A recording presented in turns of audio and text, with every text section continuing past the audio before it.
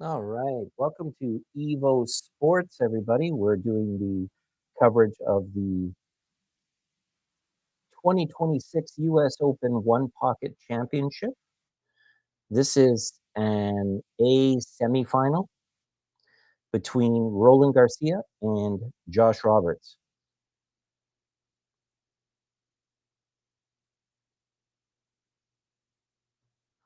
Wasn't sure who broke. I just got here. Looks like 15 balls on the table at the moment.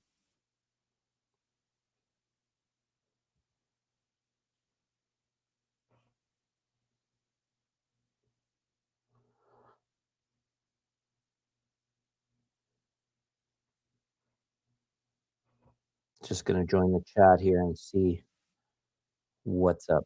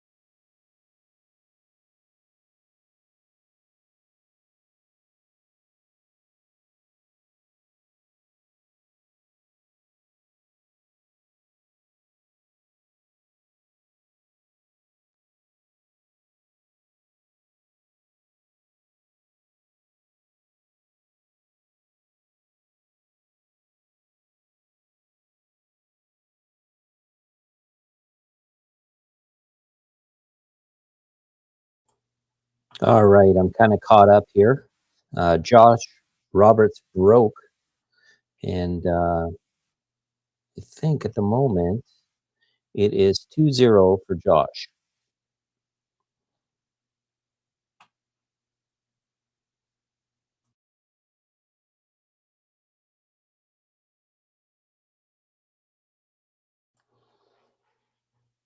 Yeah, 2-0 for Josh at the moment, and Roland Garcia up to play here.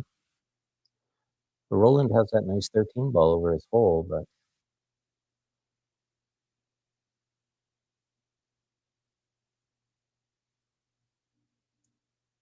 I should be joined here shortly by my friend Brian.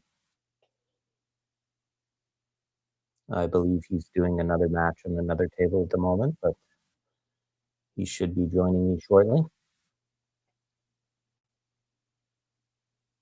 If you haven't already, please do like, share, and subscribe to the stream. GRIFF'S has done a lot of great things for our game, and we want to show our support by supporting them as best we can.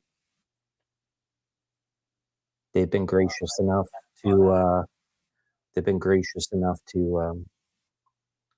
give us these streams for free, and there's a lot of great one pocket matches that have already happened.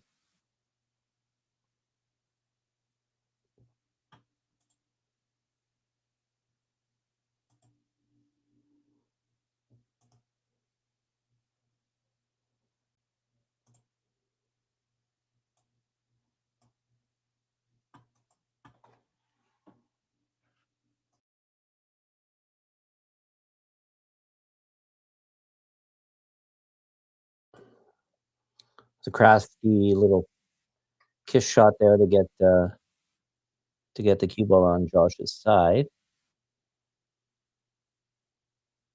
Just going to lay up on this 13. Nicely done.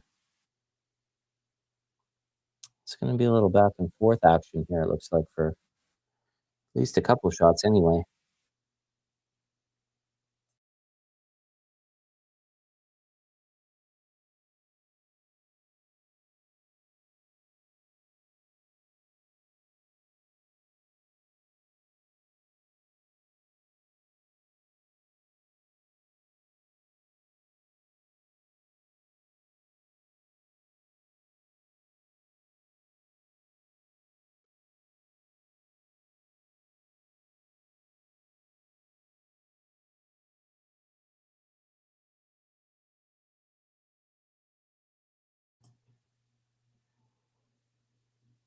So GARCIA is quite the crafty player. I got the chance to watch him play versus who is he playing?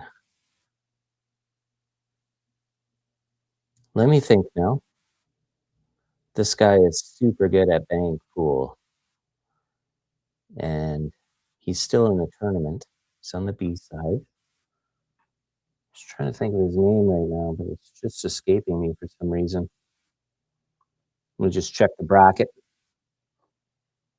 This is a semifinal, and Roland has beat Mike DeLauder, Jake Gull, Justin Hall. I watched that match, and that's who I was thinking of. And last match, he beat John Mora. And here he is versus Josh Roberts in the A semis. Roland Garcia is an 808 Fargo rate, and Josh Roberts coming in at a 777. So pretty evenly matched as far as firepower. But who has more one pocket experience, would you say? If you guys are interested in checking out Beato and T-Rex, that's the other A semifinal, and that is happening on Post Up. So you can go and join Collins and Mike over there. I love that channel. So if you haven't already, please subscribe to them as well. Those guys do an awesome job. Okay, no rail here, so Garcia is going to give up a ball there. So Garcia at -1. Josh Roberts sitting at +2.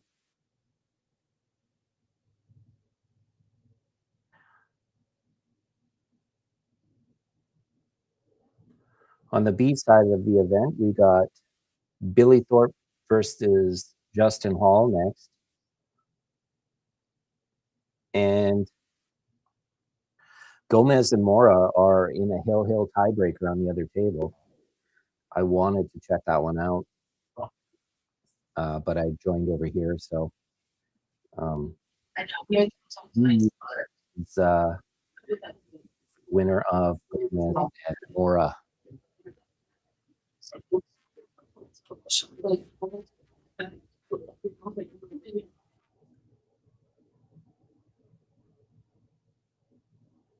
Hey, Brandon.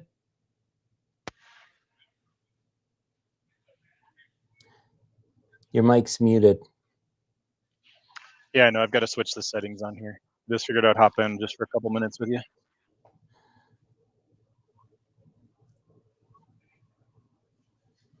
Ooh, just misses the triple combination. By the looks of it, he didn't want to make that ball because he froze up to this 14 ball. Yeah, Andy, on the match sits over next door on table 20. That match is actually on GRIFF'S TV as well. Oh, is it? Sorry, I Yeah. thought that one would be on Post Up. No, Post Up, we actually hire Mike and Collins to come in to do the streaming from that main table, but it's done on our channel. Okay, well, that's great.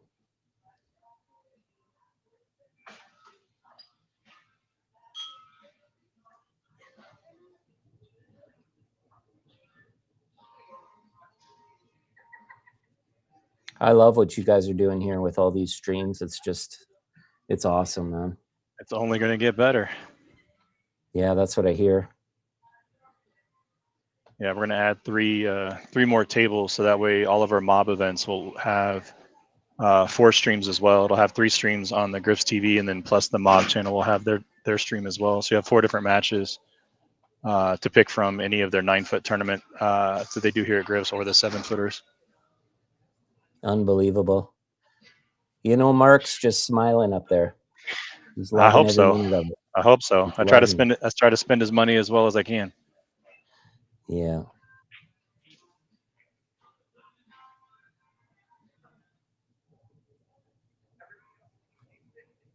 So right now the scoreline is Josh Roberts is +2 and Garcia owes a ball.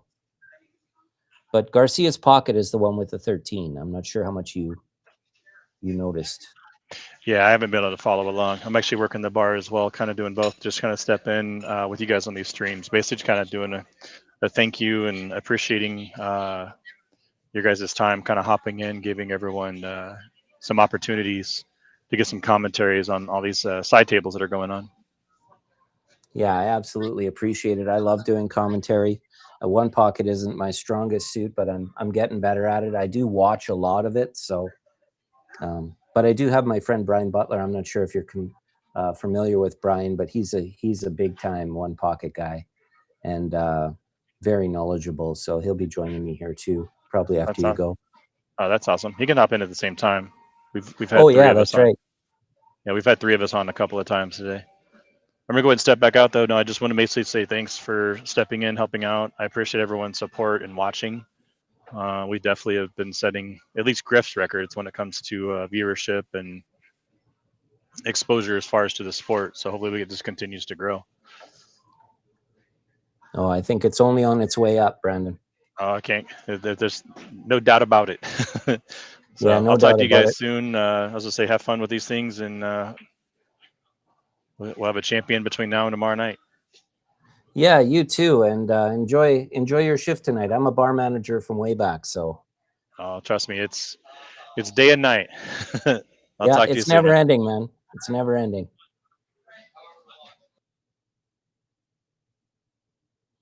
Okay, you guys. So Garcia is in.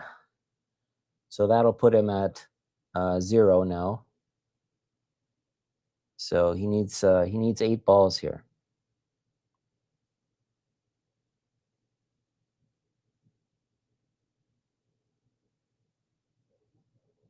I'm not sure where he was exactly going with that. Maybe you guys could let me know in the chat what his thinking was.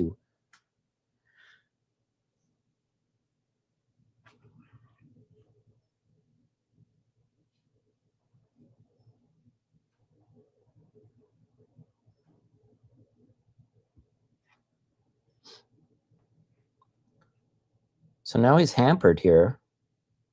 And he has a shot on the 15, but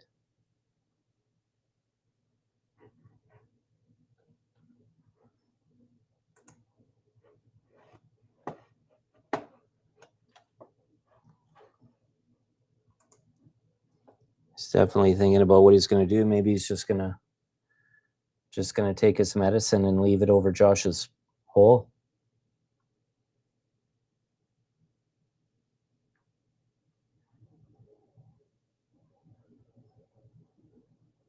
I wonder if he was trying to get on the 3 there, or if he was trying to get on the 15, but we'll never know now. Okay, crafty little shot there. The 2 touched the rail, so it was a fair shot. He's going to bring up his ball that he owes.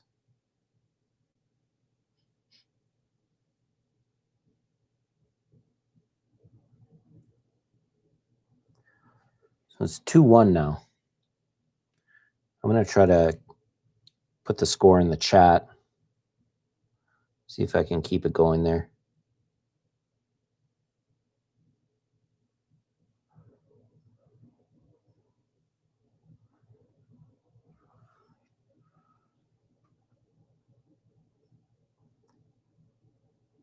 So Josh just trying to take away access to that 15 ball and put another ball next to his hole.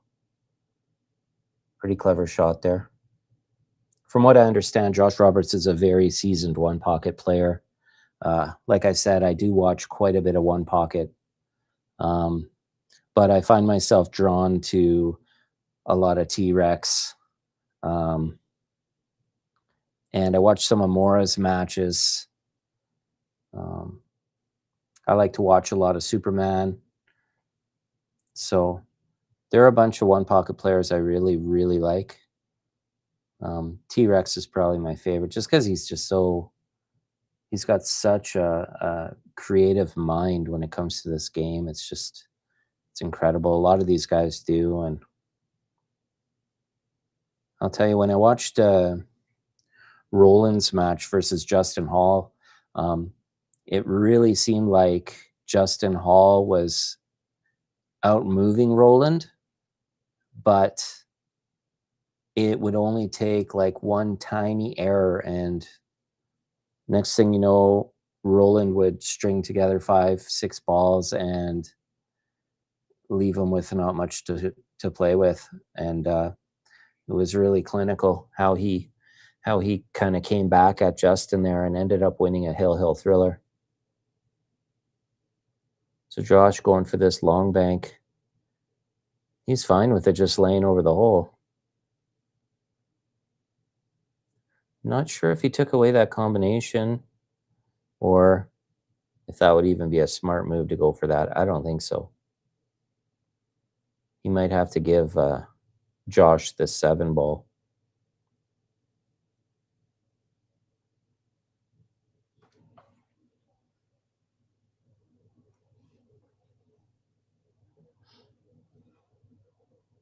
Yeah, it looks like her.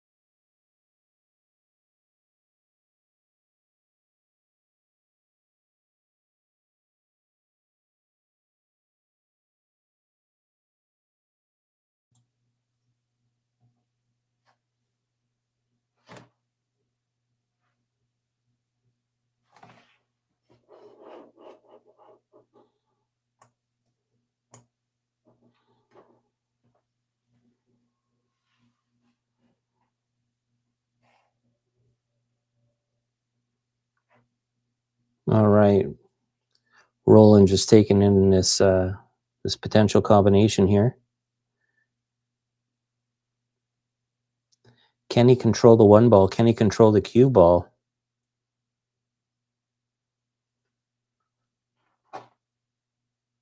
Ooh, he rattled it. Well, and he gave one to Josh. Definitely not what he was looking for. So it's going to be 3-1 Josh now. And Josh is in a pretty decent position now. I don't know. Don't think he can make the 10. So look at this carom shot. Beautiful. And now they're all just kind of sitting there. As long as he can get a shot on this 9, might play the 10, come around the 3.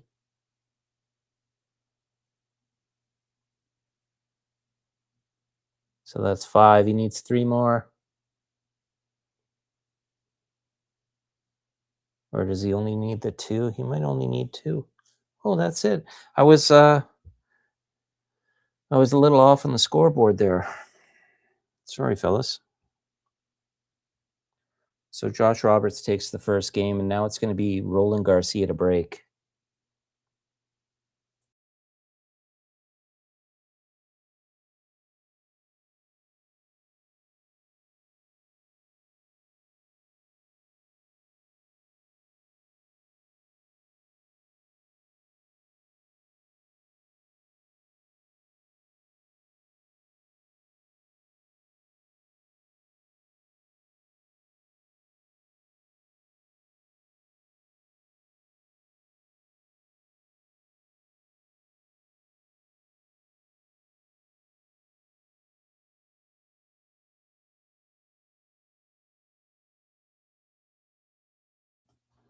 Cue ball way low there.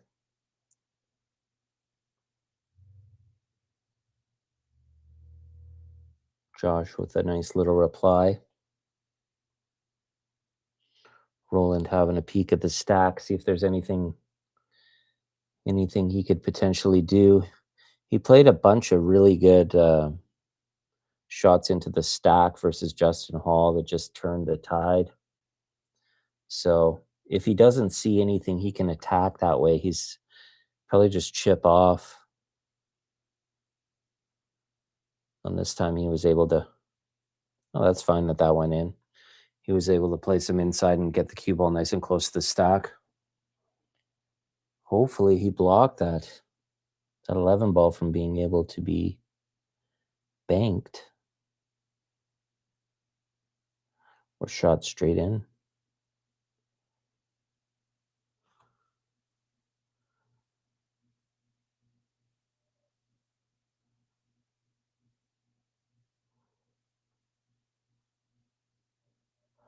So Josh has the bank here. Wants it to sit. It's not bad. Roland checking to see if anything's lined up in the stack.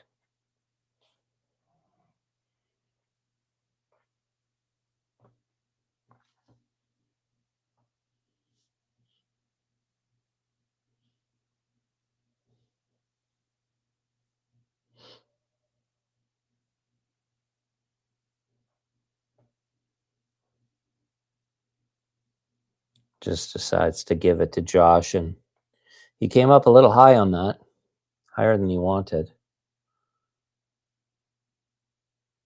This is going to be 1-0 for Josh.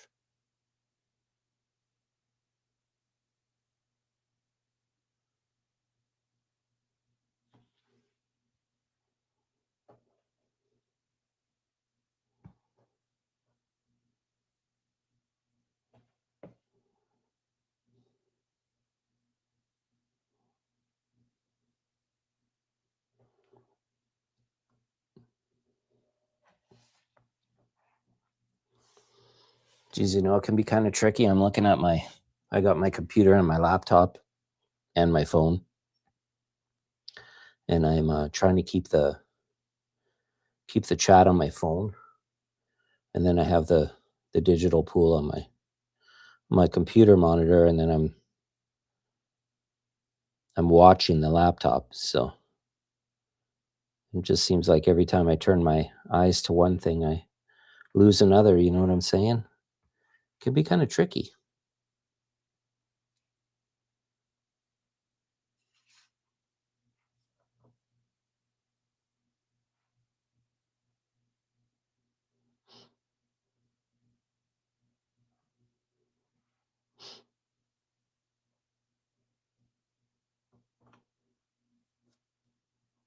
Okay, Josh's going to go off the long rail here. Does he go 2 rails and just kind of touch it, or?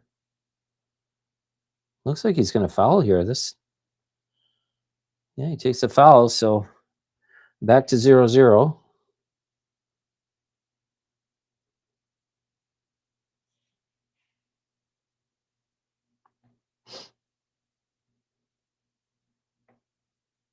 Roland looking at banking this one across to his side. Whether he can make the bank or not, I'm not sure. Kind of be asking a lot. He's going to chip off the stack here with inside and try to freeze it to the 3 ball again, it looks like. Somewhere in the back. Good shot. I don't see much for Josh here other than, well, if he can just freeze him right there. Can't lose this 3 ball though. Got to hit it. Yeah, the 3 ball leaks out.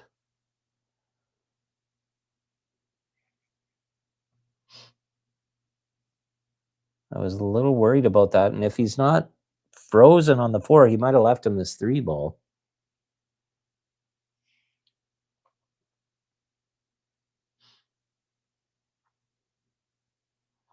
Of course, he'll need the rest. And what is the benefit of making it? What is he going to play after he makes the 3 if that's what he decides to go for? That's the question. If he can see it. I don't even know if he can see the 3 ball to make it.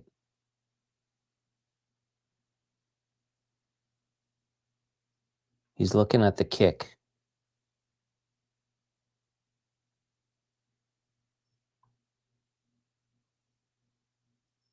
Yeah, I got the holes mixed up there, guys. Sorry. He's looking at the kick here.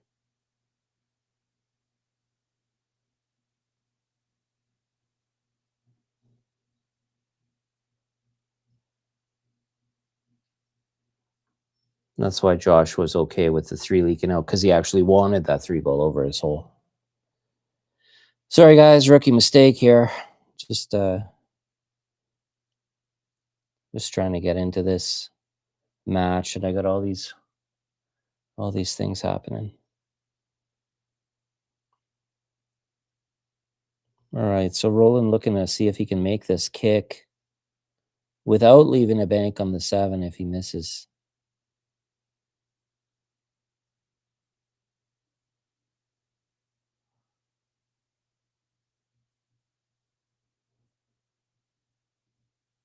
Well, that's not too bad. Now he's got 2 right over his hole, so doesn't look like Josh can really do much about it.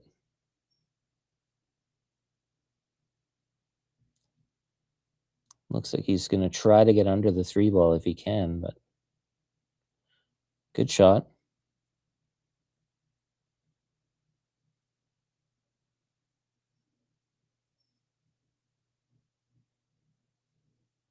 Are we going to see more of the same kind of shot here where Roland chips off the 4 and goes to the long rail and tries to come back onto the stack, or what's left of it?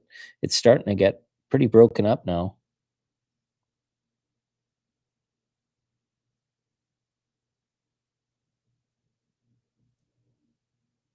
I don't really see much in the way of offensive opportunity here.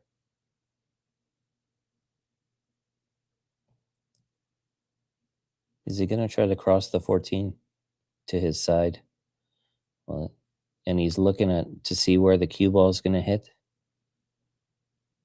So he's going to try to cross the 14 over to his side. And the cue ball comes into that 4 ball.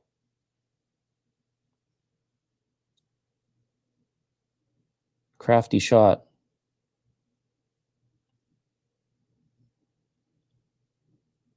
Too risky? Is there a safer option?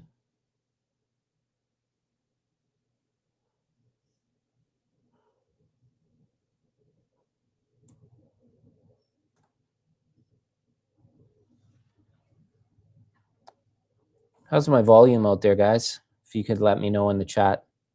I could turn it up, turn it down.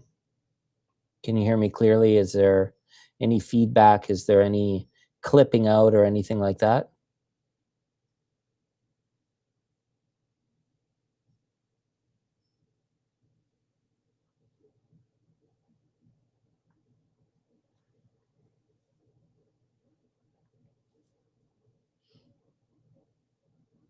Again, if you haven't already, please do share GRIFF'S TV YouTube page. Share the stream. Give us some thumbs up. You heard Brandon was on here earlier. A lot of super exciting things happening at GRIFF'S. Can't wait. Gonna have some MLB production tournaments on here, some GRIFF'S TV. Both channels are gonna be full of streaming options. Gonna be matches played, tournaments. You're gonna wanna join in on that. That was a good shot. He kind of, Josh is just gonna go 2 rails and try to hit the 3 ball here. Nice touch. Does he get a rail? Oh, that's another foul. So I think that's 2 now. So Josh owes 1. So I don't believe he touched the cushion there.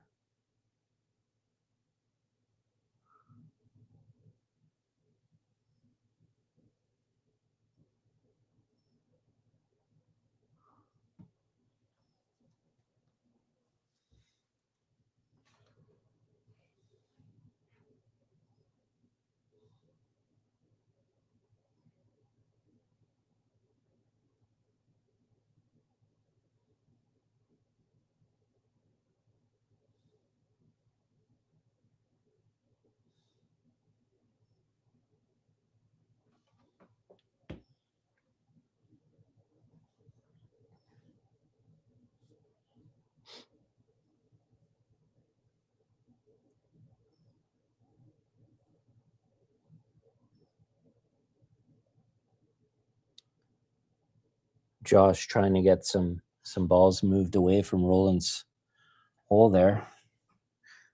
Leaving him on the end cushion, trying to remain as safe as possible while slowly chipping away, trying to get some offensive opportunities going.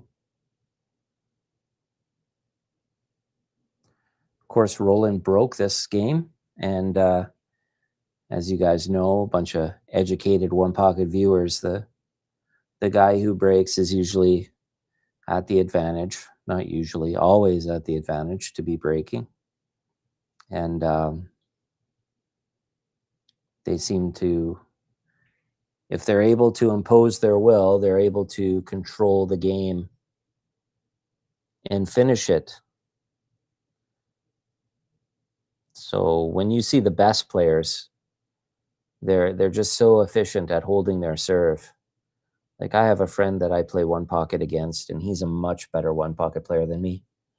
And when I win a game on my break, it's like always a fight for me because I don't move nearly as well as he does. And when he breaks, he seems to beat me fairly comfortably.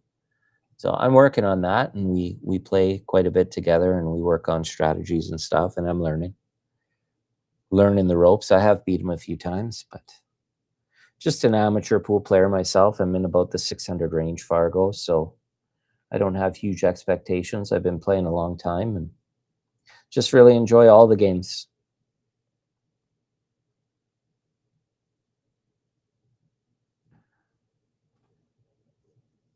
So is Roland looking at 2 banking this 4 ball or just crossing it?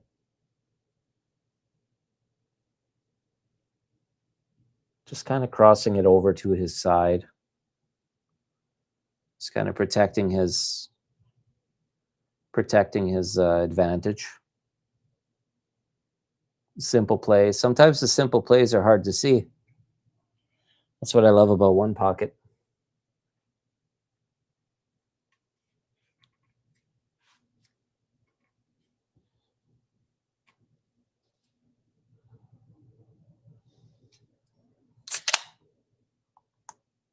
That's just me cracking a cold one.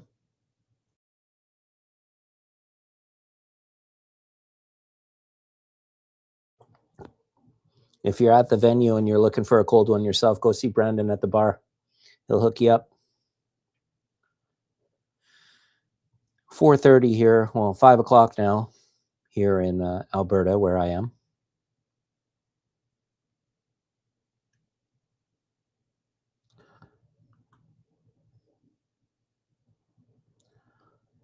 Okay, Josh is looking at a bunch of different options here. He's in a bit of a pickle.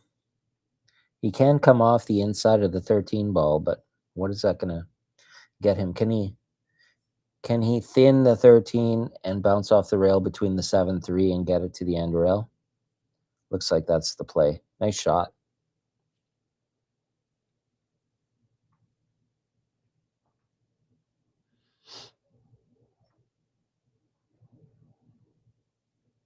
When I was watching Garcia versus Hall, it was obvious to me that Garcia is an extremely patient player.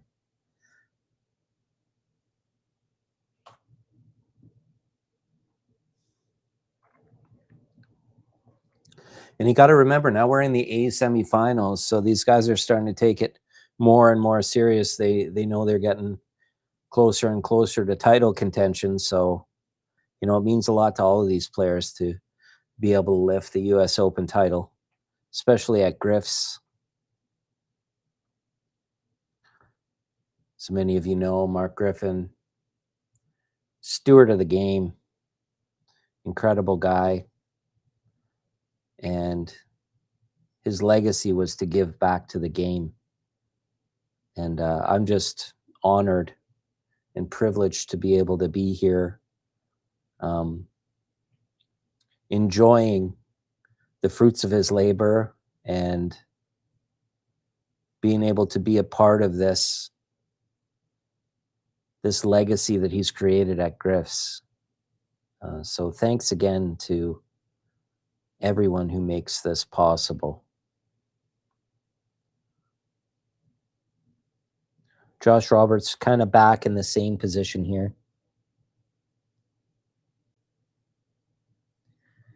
Really touchy shot if he's going to try to hit this 14 ball and fade the kiss on the 15.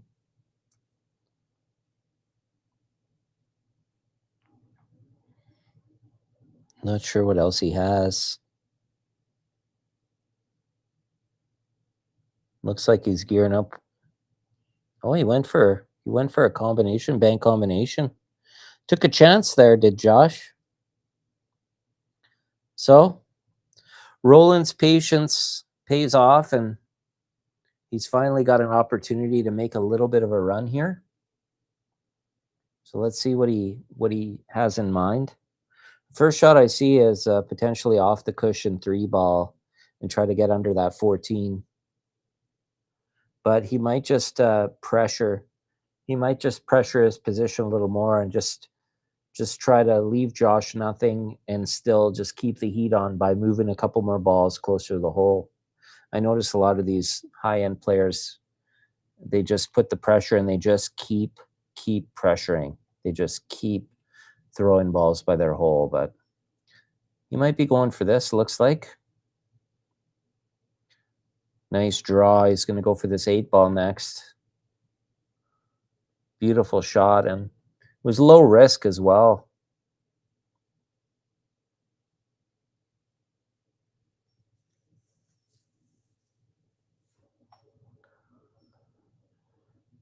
Now, the thing I've noticed about these types of shots as well is, they're wonderful in straight pool when you want to just break the balls open, but oftentimes in one pocket, you have a shot like this, you don't want to break the balls towards your opponent's pocket, so you like to be straighter on them if you can be. And he was straight enough to thread the needle. What a stroke.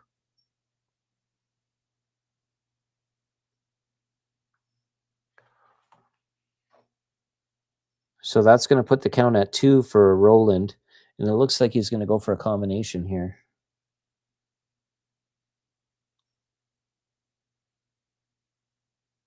Josh still at -1. 6 to count.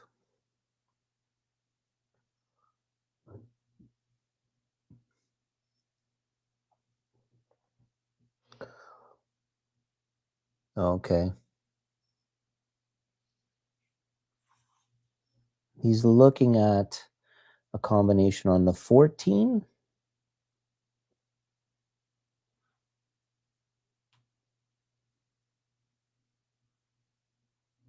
Difficult to see the angle he has. He'd love to move the cue ball and take that pink stripe out of play for Josh. And he also doesn't want to leave any banks. But he wants to be offensive at the same time, so...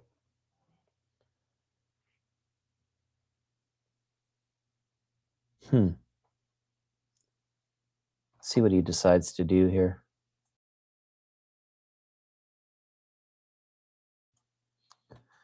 Certainly looking at this 15-14 combo. And if he stuns over, he can have the 9 next.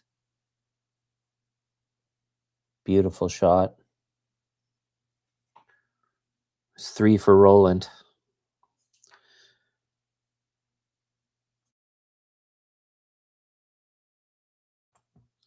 Scratching his chin now. You know, he knows he can come up for the 7 ball off 1 cushion, but what does he have after the 7? So he may be looking if there's a way he can get around.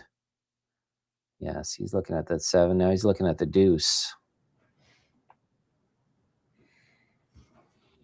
So the thing about coming up for the deuce is he can, if he can play the 2, he can come across for the 14 or the 15. Hey, Brian, welcome.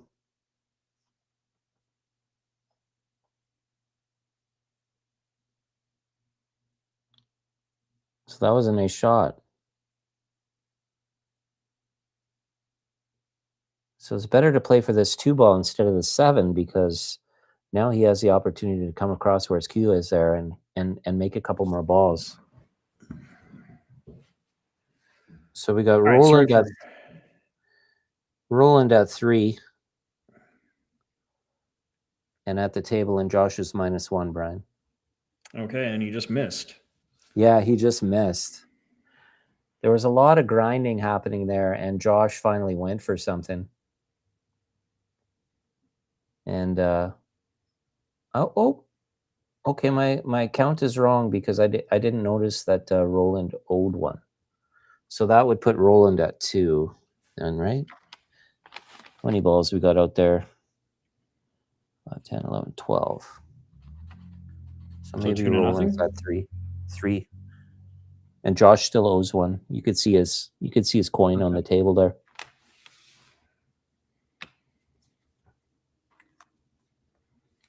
Well, he's got a problem here. I don't see much.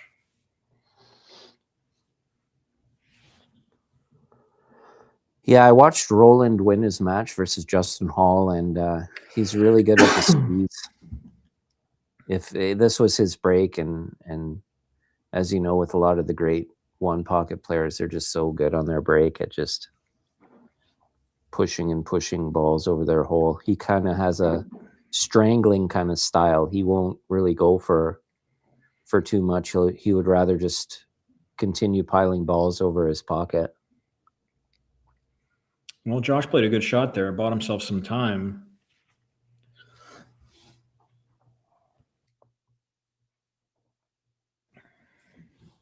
So what do you do if you're Roland here? Well, he's looking at banking the 6 at the 2.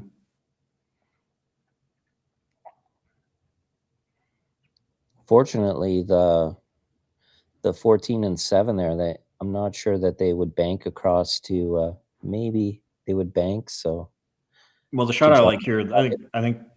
Sorry, Andy. No worries. No, the shot I like here is banking the 11 at the 2, but he's thinking about something conservative here. But if you bank the 11 and you leave the cue ball on the upper side of the table, or like his right, as he's looking at it, you have a pretty good chance to make the 2, and you don't leave anything. Yeah, fair enough. Now he's thinking about the 6. I don't know. Maybe he doesn't have clear queuing at the 11, but he's just playing a simple little safety.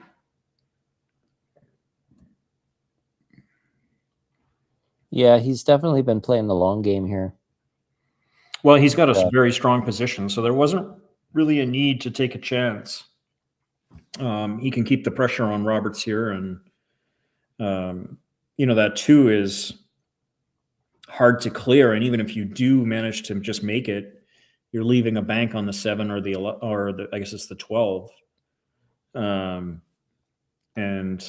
also potentially the 4. So there's a lot of power in just the position that he's in, and the 2 where it is being on the long rail. It's not really that easy to clear from down table. I see. Did you see who won the Mora match? Yeah, there? I was just commentating on that. Mora won it. On the last game? Oh, great. Yeah, they went to the very last ball. Did you see the last ball? They went to the last ball to go to Hill. Yeah, well, And, they went. I didn't see that, but I did see that. I was there for the end game portion of that match, and yeah, they went to the very final ball.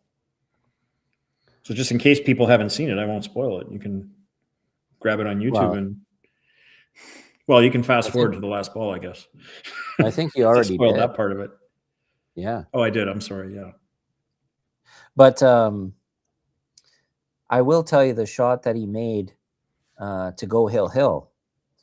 So the 4 ball was, sorry, on this table where the 4 ball is, it was about it was closer to the long rail. And he did a T-Rex special and did a kick bank corner on the last ball. Nice. Yeah. Well, Roland is still looking to protect that 2 ball. Yeah, what would be the most advantageous thing for him to do here? Like bank the, what is that, the 15 on the far side? Or maybe he can make the 2. If he can make the 2, then he should just do that. I think Josh was trying to leave him right on the rail where he didn't necessarily have the cut, but he's looking at it now like he can cut it. So, well, a thousandth of an inch either way makes a difference here, but it looks like he has the cut. So now he's trying to decide where he wants this cue ball. Is he gonna wallop it and try and land on a 13? No. 2 rails. How about perfect on the 11? I've watched Roland Garcia play a few times. He is an excellent player. Oh, yeah.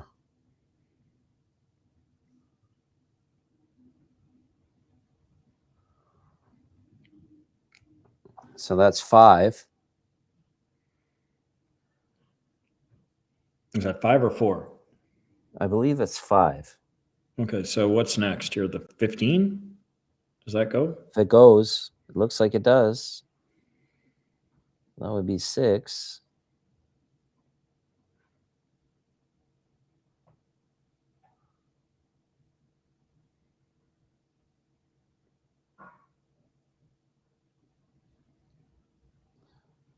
Force follow, trying to get something. He's got the 9. I believe this is the case ball here. Yeah, it should be. So he's playing for 1, and he's got the 9. Missed it. Yeah, he seems a little disappointed with that. However, what do you do with this? I guess you got to bank the 12. Right. I don't see anything else. And you got to make it. Yeah, you don't really have much of a choice. If that 1-5 was higher, he might be able to play a carom. But well, I believe he'll be banking the 12. Missed it. Oh, wow. Cue ball in the drink. So this game is done, and it's 1-1. But Roberts to break. So winning the lag is powerful in these shorter races. Oh, absolutely.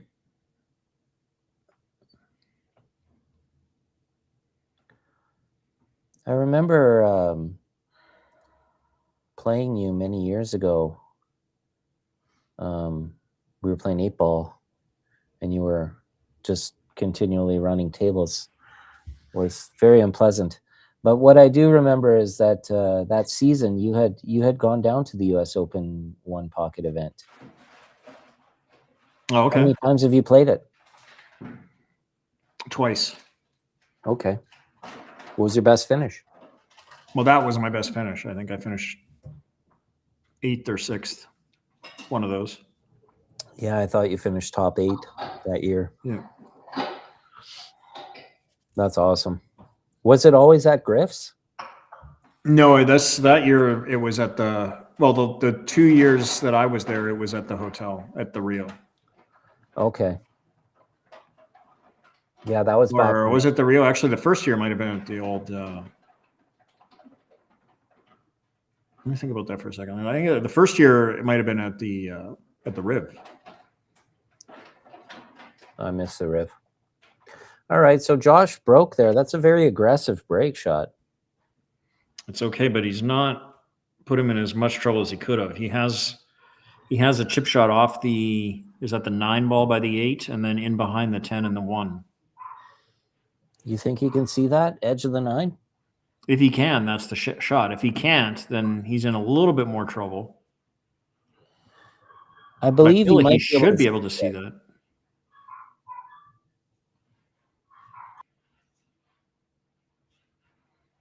So option B, he could play the 15 and stick in the stack. Okay, I see that. Yeah. The 8-9 could be lined up towards the pocket too, which is more reason why he would want to move one of them.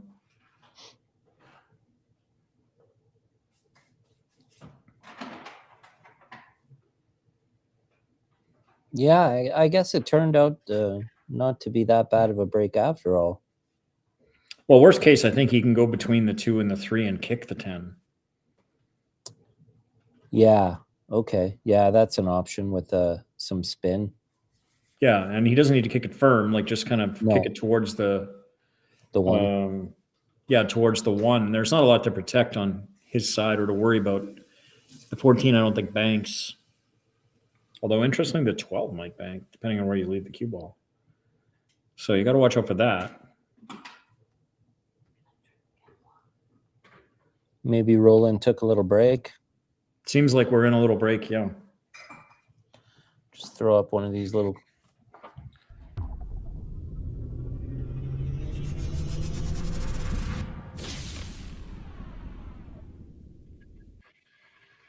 EvoSports. That's how we're able to be in Alberta commentating a match in Vegas. So it's a pretty cool system. Yeah, well, we were doing the one match in China last time, so... Yeah. And you had mentioned you were going to upgrade the system at the hall. Are you still doing that? Yeah, we're going to get a couple of Evo boxes at our pool room Top Shots so that people can stream their matches and even do remote commentary. Oh, that's going to be awesome. In fact, I think there's a match going on right now over there that I wish was streamed. Oh, really? Yeah, they got a 2-man tournament going for, looks like 2 cups of coffee. Oh, my goodness.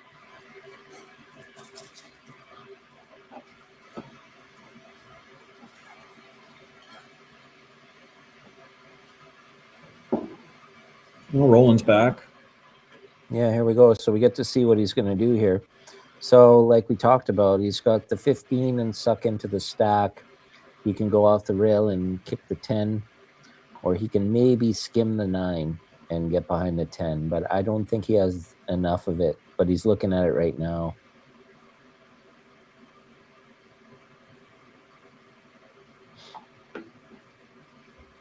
Well, he's got to be careful. He hits it too thin, it'll come right across the top of the 10 and sell out. So, well, that's why I kind of like your kick idea of just going around the 2 or as close to the 2 as possible with some spin and I think you have a better chance of hitting that 10 ball better. And the cue ball isn't on the cushion either, so he can get into it a little bit.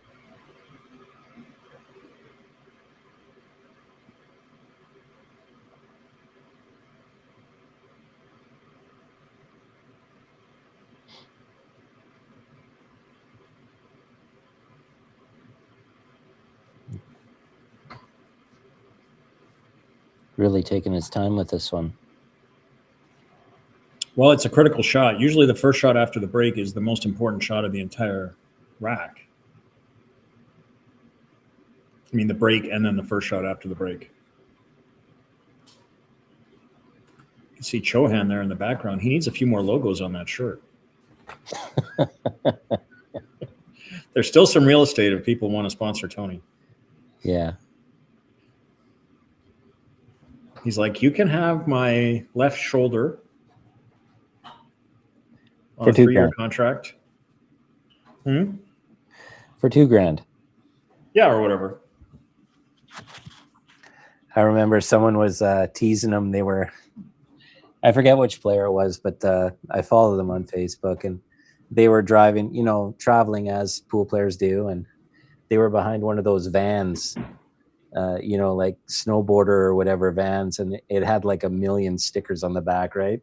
And so they took a picture of it, and they're like, Tony Chohan's van. Yeah. Well, Roland finally played the shot that, we suggested, and it's pretty good. There's a bank on the 13 here,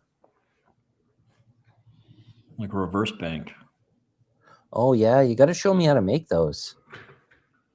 Do you play that, like, if you were going to play that reverse bank on the 13, you're playing that with like a close to center ball and it's going to twist over, or like, do you put a little bit of spin on it? Depends on the table, but yeah, you can put a little bit of spin. Sometimes you can do it just with a middle ball. Yeah. Okay. But he's looking at coming off the 3 and putting him in here behind the 12. But he did not want to let him see the 9, and now that's bad. He actually is motioning like he wanted to freeze him to the 14. Yeah.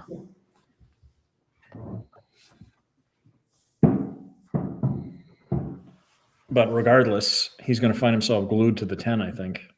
Well, no, actually, Roland here, he's going to shoot the bank on the 2 and spin in there. That's a nice shot, too. Yeah, that's a good shot. Roland's really good at developing the rack. I learned that watching the match with Justin, which essentially went hill. He played a number of shots. They were grinding. He played a number of shots off the side cushion into the stack and just developing and sticking the cue ball to the stack every time. It was pretty nice to watch. This is the shot on the 2 is very aggressive. Yeah, because you got to hit it at a nice speed, right? Well, he's going to play a lot of low left and try and spin under the 110. But he may also be calculating that even if he doesn't draw it, like just by playing a natural ball, the cue ball wants to go. Okay, so he's drawing it. Yeah, he's looking straight bottom. Well, probably some left more on the cue ball, help right? with the bank. Sorry. Yeah, well, that's the thing. If he makes the shot, he's going to win the game from it, I think. But I think you would focus a lot more on the cue ball than making the shot. Like you'd rather just get the 2 ball close to your hole and bury that cue ball, right? Number 1.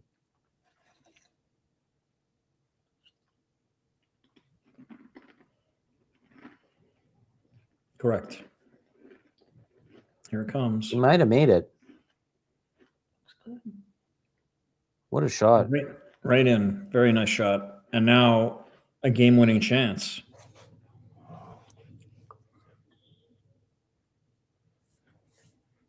Okay. So it looks pretty routine, actually, to get the 10, the 14, or sorry, the 10, the 12, the 14. The 3. Well, the 15 and the 11 both go. The 9 and the 8 both go. The 1 goes. So, he could get them all here, actually. run 15.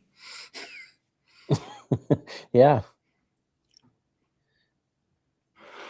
The 7 banks after the 8 and 9 are gone. And he's just kind of mapping it out. How does he want to do it? I like 10, 14, and then maybe go up for the 3 or... Right. And just don't get straight. And you should have Yeah. options to either play on to the 14 going forward or coming back for the 11, 15. Yeah. He's trying to make a little bit of an angle here, it looks like. I think he's doing more than he needs to do. And now he got jacked up on the 1, and now he's got a problem. He may have to cut the 14 in. Well, he could also roll. He could roll the 12 in and bank the 1, but that's not. He doesn't want to. He didn't want to be shooting a bank when he started this run. No. I almost like just kind of drawing it back a bit and playing this ball and stunning up for the 3 past the 6 there. But he's got the 14 here, so this is a nice shot. Just missed the 3 ball. Okay, this is good. He could stun over for the 9-8, yeah. Yeah, I mean, that's the thing, is the layout was so good that even making an error on the first shot there, he's still perfect.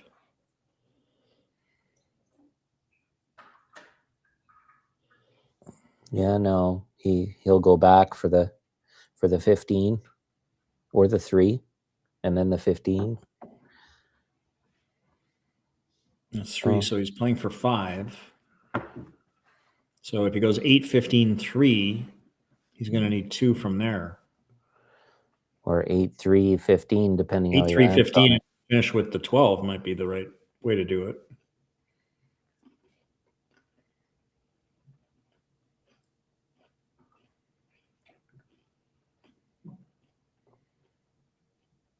You know, he could play a high ball on the 3 and maybe get on that 12 if he gets the right angle here.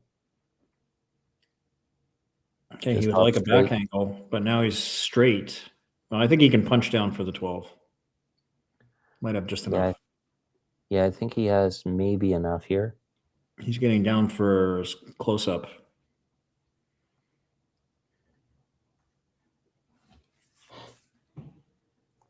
There's 2 close-ups. Stretching as well. No, he's not in a rush. No. But this is a big moment. Staying on the winner's side here is huge. This was Robert's break.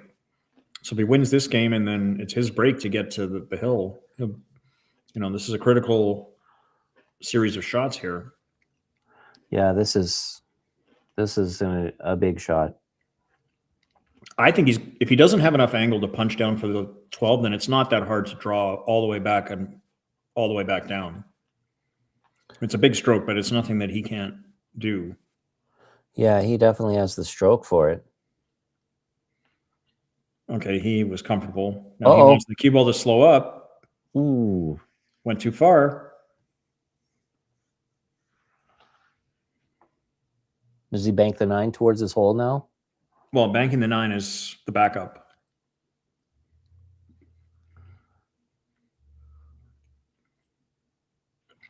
But he's vulnerable here. I think I'd play this firm so that it clears.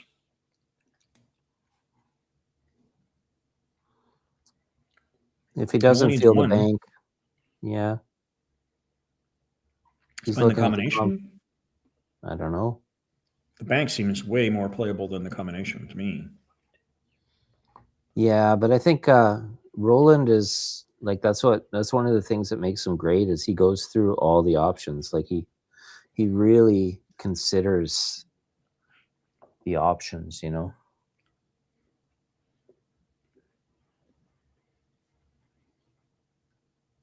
Let's say he did play the combo. What do you do with the cue ball? Well, you draw it into the 9, but I think the bank is the choice. So I think you can just play a lot of left on this and spin it and send it towards the pocket, and it should clear, and the little pack of balls should block if you hit it short or long. Actually, the only danger, actually, and it is a danger, is that the 12 is bankable back. Yeah, so if he does bank the 9, is he going to leave the cue ball like just on the long rail, you think? Just kind of like Yeah, well, now where he's it looking at lands? something different. He's playing a conservative shot. He's got the Yeah. lead. He feels like because he's at 7 and he only needs 1 ball, he's in the driver's seat here. Yeah. And there was no reason to take a chance. Yeah, and like you said, it's such an important game because now he has Josh on the ropes and it's Josh's break. Well, Josh is delighted that he didn't shoot, by the way, because he's quite happy to get another shot. Well, yeah.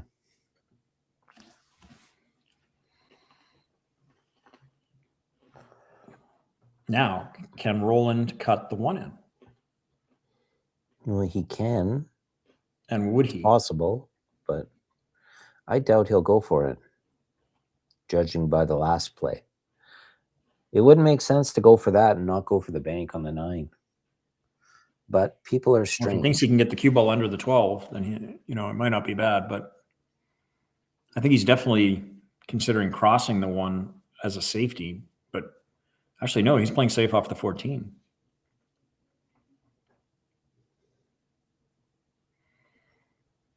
I can't really argue with that because the 14 was a danger ball. So he recognized that and got it out of there.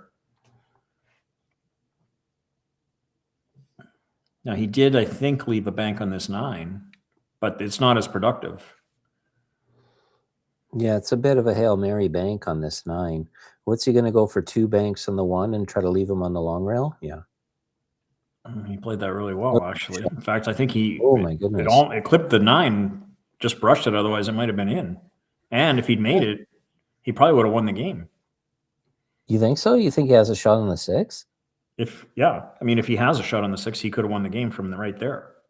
Yeah. So it just shows you how vulnerable, even though he's on the hill here, Roland, he's still very vulnerable to a counterattack. And Josh is an excellent, first of all, thinker and mover at one pocket, and secondly, he's an excellent bank player.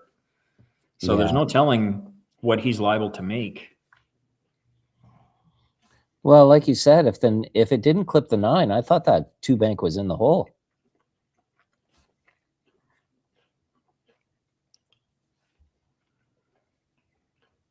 Is he looking at another 2 bank with the 6 here, or is he just gonna?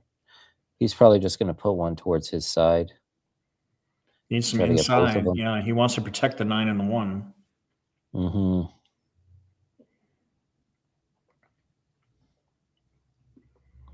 Roland's going to bank the 5 to his side and leave him on the 1 ball. Doesn't want to go around it. Okay, he's okay. But now it's hard for Josh to keep the balls from going up table. Yeah, and then He's if going it's to up try. table, Yeah. So he's going to try, but it's difficult to really prevent this. yeah, Roland wants the balls up table, right? Because if they are all up there, he's just got to fight for kind of 1 bank at a time, really.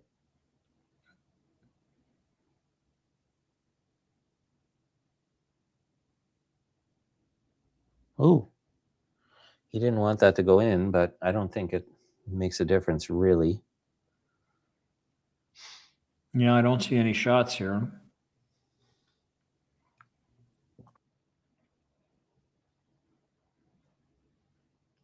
The 4 and the 7 lined up in a way that's disfavorable for Josh. I think a gentle kick at the 6. Yeah, I think you're right. That's what he's doing. Yeah. Well, he kicked that's it a little better. firmer. That was a really good shot, actually, and he managed to get it down back into play. And now he's got some pressure on Roland here. You think Roland fires at this 5 ball? Can he try to get it under the 1? If he can get it under the 1, he might go for it. Yeah, I don't think so. I think a kick at the 1 might be. Yeah, he's been playing conservative since he established his lead. This is a difficult shot. He's going to have to play a good shot here. Is he trying to go just straight through the 9? That's a pretty difficult shot to execute. Yeah, he was right on the rail. Yeah. So Roberts might come off the 13 and try and send him up towards the what for us is the upper left-hand corner. Or is he playing a two-reeler on the 5 here of some sort? Okay, just making a move, trying to protect the 1 and trying to keep the pressure on. Yeah, put another one on his side in the process. Yeah, and now Roland. Go ahead, sorry. Yeah, he's got the inside of the 13 ball here. I don't know if he can do much with it, but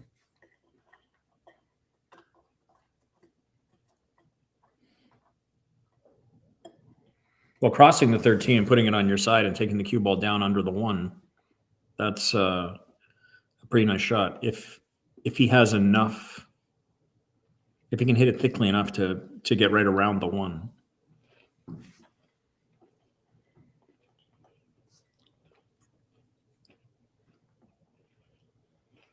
he hits the ball pretty sweet.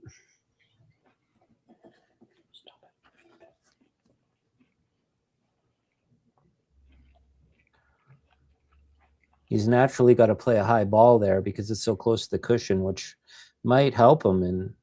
But he needs, if he's going to do that, he needs to hit the 13 as thick as possible and avoid the double kiss, right? And also avoid the 1, because if you clip the 1, you could scratch off of it.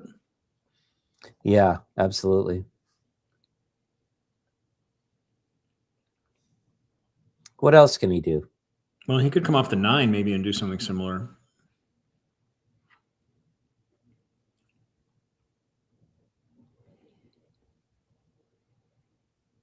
So I don't know. It seems like he doesn't like the 13. I think because he's worried about, like you say, either coming underneath, clipping the 1 and scratching, or not hitting it correctly and hitting the 1 in the face and, leaving a shot or something terrible.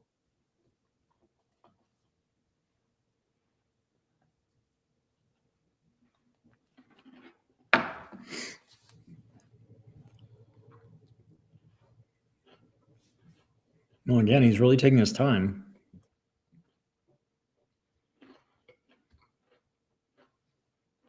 I think his agent told him, try and get some more camera time, get some endorsements. Yeah.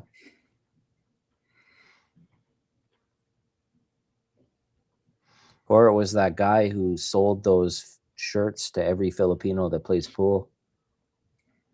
Yeah. That's a popular shirt. Yeah.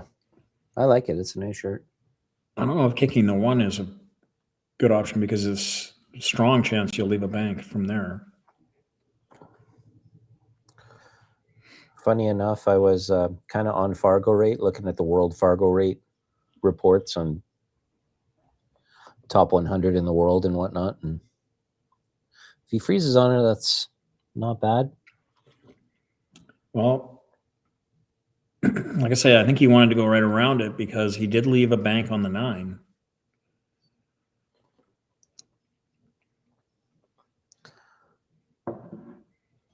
And I kind of wonder if Josh is going to play it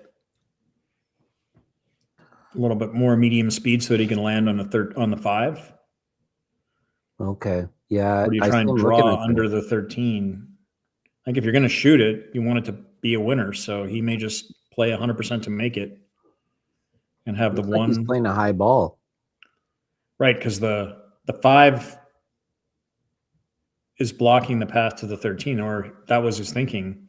However, I think he left a shot on the 13. Yeah, I think he may have left the 13 here. But do you shoot at this? I think so. I mean, you have to play at the weight to get the cue ball right frozen to the top cushion. If you don't, you leave the 9 ball. Oh, no, he is shooting at it. I can see an argument both ways. Like on the one hand, you only need the 1 ball, but on the other, if you shoot at the 13 and miss, that might be the only way you can lose this game. That might be his thinking. So here he is playing to kick and stick the 9. Gets it out of play. And I'll tell you, like, if there had been a ball out of play there, Andy, then shooting the 13 was reasonable. All day. all But with day, all right? of the balls down here in play, the penalty would be basically he would be betting that the whole game on that shot. Okay, yeah, I learned something there. It's really risk versus reward, and especially at this level, Yeah. I've seen a couple of times now how just a minor miss of position can cost you a whole game instantly. Like, And here Josh is shooting at the 1 now. Not necessarily expecting to make it, but he wanted it positioned where Roland has to defend.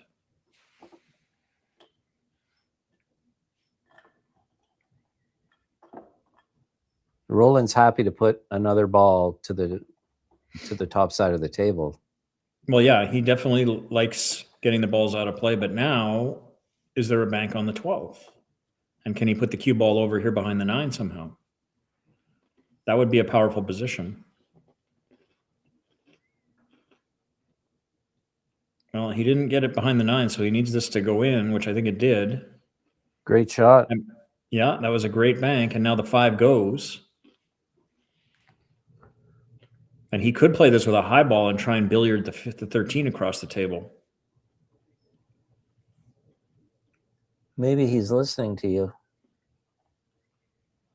Well, it looked like he was setting up for a high ball, but he kind of tricked us there. Little Bernie Mickelson action. Yeah. And for the people who don't know who Bernie Mickelson is, he was a guy that played, he was a champion player in our era who just passed away. And he would always cue at the very top of the cue ball, no matter what he was shooting.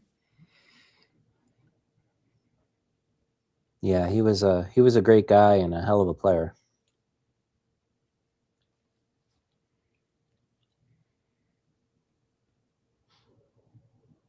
Okay, he's trying to put a chess piece on his side here.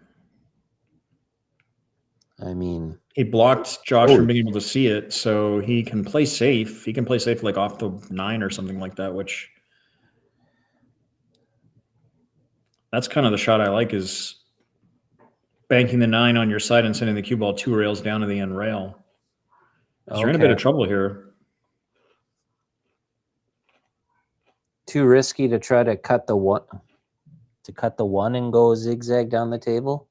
Well, I don't think the 1 goes past the 5. Okay. So he's playing. He played a little touch of inside, gets the cue ball all the way down. Now the 7 and the 6 favor his pocket, which is good. Yeah, he was able to develop that little cluster in the middle there. Yeah, which maybe was a fortunate roll, but he'll be happy to see that. So now the pressure's back on Roland a little bit to make sure that he can avoid giving Josh that 1 chance to clear up and win.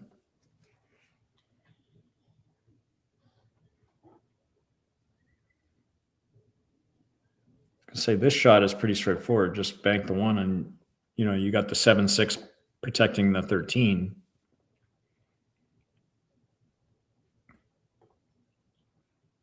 Oh, I have to apologize to Thomas in the chat. I haven't been paying attention to the chat. Sorry, Thomas. Roland only needs 1 ball. And Josh needs the rest.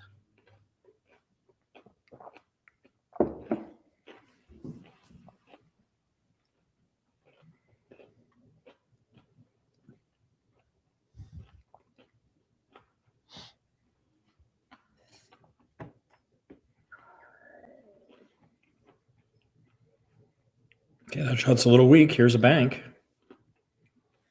But can he do much with this? Yeah, I think I'd go for this. Maybe you can draw it up and land on the 9. There you go. Beautiful. Right in. Boy, he could have used just a slightly different rub on the 9, and he would have had a shot either at the 9 or the 4. But now he's only got the 6. And I wouldn't want to shoot these for my livelihood. No, I struggle with this on a good day. What a great shot that was. What a stroke. Unfortunate if he can't land on the 1 ball.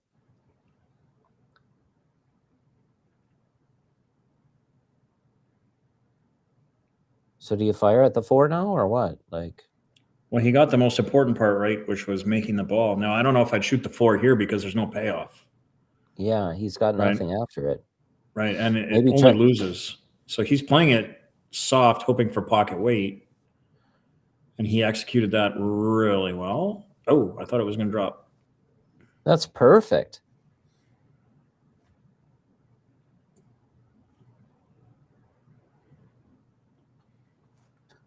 So Now, if I'm Josh Roland, quickly I won't. turning this. Sorry, Josh quickly turning this into a game here. Well, so far, yeah, it's 7-4, I guess, or 3. But if I'm Roland, I don't know if I want to leave it in the pocket. Unless I can, yeah, I was going to say, unless I can use the angle of the pocket to block him from seeing the 7, because now he's got a bank at the 7.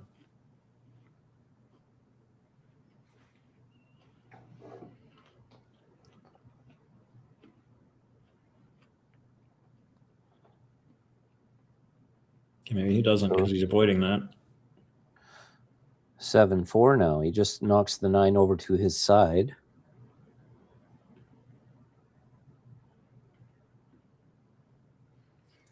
But Roland likes where the 9 is. Although it does, it is on the right side of the table for a lot of shots. So, but he's going to have to defend here.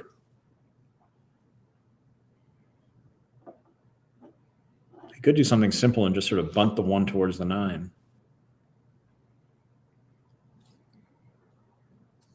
If he crosses one of these balls, first of all, he's got to watch out for a kiss. And secondly, he's got to watch out for leaving like a free bank.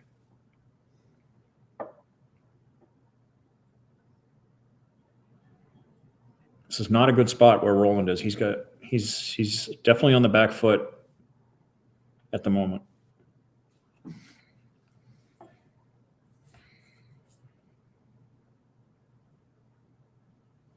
It's kind of interesting how you can have the lead, be on the hill in a 1-pocket game, and actually be an underdog. Which I wouldn't say Roland is here, but it's kind of remarkable how that can happen at 1-pocket. Watch this cue ball. He's got to watch out for this cue ball. Holy cow. A scratch there would have been a killer. Oh, absolutely. He would have had that 1 ball to start off with. And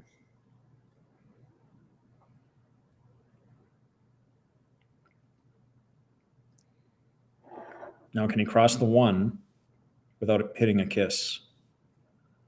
looks like he's playing the weight.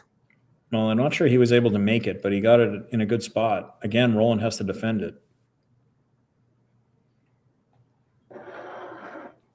He may just hit it straight and bank it 2 cushions out of there onto his side of the table. Good shot. And here's a 2-railer. This is a difficult shot to execute, so he may not shoot it. Is it close to a double kiss with the 2-railer? You got to put wood on this to kind of. You're going to load it up with left. Okay. That also shortens the 1. So here's the shot. How about he might have made this? He hit it so good. It's close. Yeah. Half a diamond. Did he leave a cross?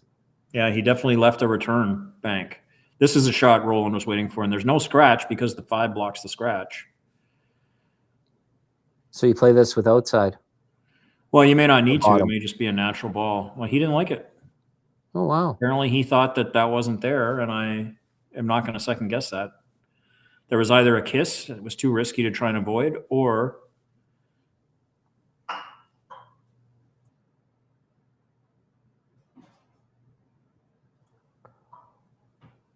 the bank just wasn't there. Sometimes it'll go too high to where it's not really there. Yeah, I think it was probably a double kiss or something like that. Obviously, like you said, we're not going to second guess Roland. And he's thinking he might have a bank here.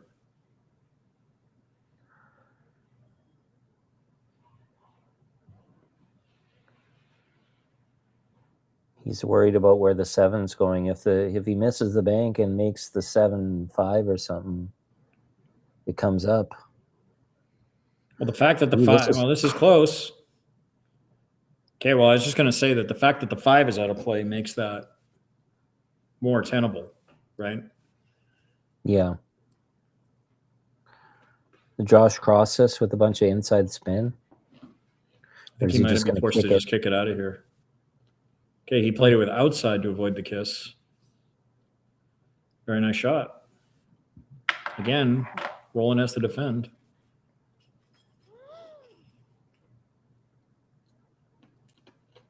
So this to me is a difficult choice. Like, do these guys normally like come behind the 1 ball here and kick it from behind? Or do they bank it, cross it, and try to bank it up table, or just hit it square and go with like a 3 bank kind of thing? Well, there's a lot of options, but the one I like the best is usually just to bank it just halfway up the table, and just bank it on your opponent's side. Try and leave it like by the 3rd diamond under the side pocket. He can't do much with that, and you know, it prevents you from having leaving a chance of some sort. Okay. So yeah, actually, and you don't even have to bank it that far up. You could bank it 2 diamonds up, even with the spot on his side. It's a conservative way to play it, but banking it towards your pocket, you're taking the cue ball too close to the corner and kind of out of control. So that's why I'm kind of super. This is a tricky shot, trickier than it looks. You can kick it too, but okay, he played the 3-rail shot you were suggesting. Okay, I can't really fault that, but he's left some stuff. Yeah, he left a bank. He left this bank on the 7. He also left a cut on the 1. It's one of Efren's shots you play it with a super inside English to beat the kiss off the 2nd cushion. Oh, okay. Right? That's a pretty sassy shot. Yeah. Efren was a very sassy 1-pocket player. But if you don't play the inside, then there might be a kiss. Man, he's okay. And again, the 1 is in a spot where Roland has to defend.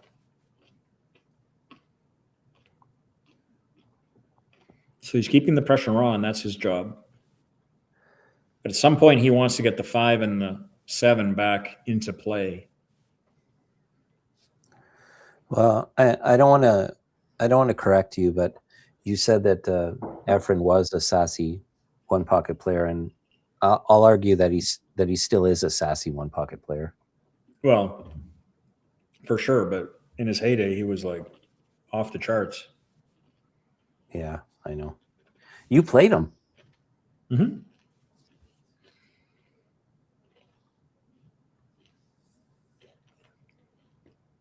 On a scale of 1 to 10, how sassy was he when he played you? Oh, against me, not really. But, you know, I've watched a million games he played, and he came with some shots that you just didn't really expect or even imagine.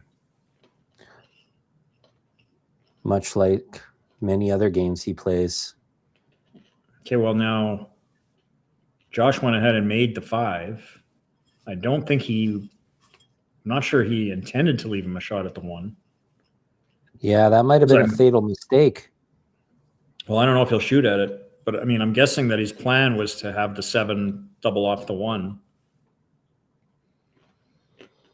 But, you know, he already saw Roland pass on a shot similar to this earlier, so it may be that he thinks he won't go for this. And if he does go for it, it's pretty dicey. So if you go for this, the best way is to roll it with a lot of top. He's looking at the 7 now. He might be playing the 7-1 combo. Oh. No, he's crossing the 5. See, he decided that discretion is the better part of valor. Yeah, so Josh was gambling right there. He's finding out about his opponent. Well, here comes a bank on the 5, cue ball into the 7, maybe. Or I guess a cross in the front of the 7. That's a good shot, too. See, there's just so many places with the ball up table and the cue ball down table where the guy can make a bank and do something productive. So it's always in one pocket. It's a little bit like other games like 8-ball, you know, where the guy coming to the table who needs all the balls sometimes has the advantage because there's not as much traffic and difficulty to get them. So here's Roland playing the 3-railer again.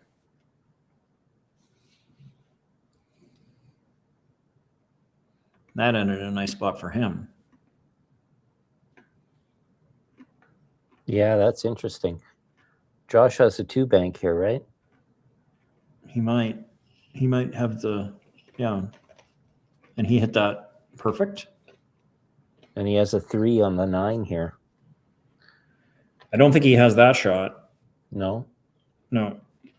He has a 5-railer on the 5 if he wants to shoot it, but is he looking to see if he can knock both of these balls over to his side if the 1 ball will avoid the point? I don't know. It's hard to say, but I think he doesn't want to get too aggressive now that he's back in the game. Yeah, that's what he played. That was Yeah. nice. He left a cross Nice here, shot though. there.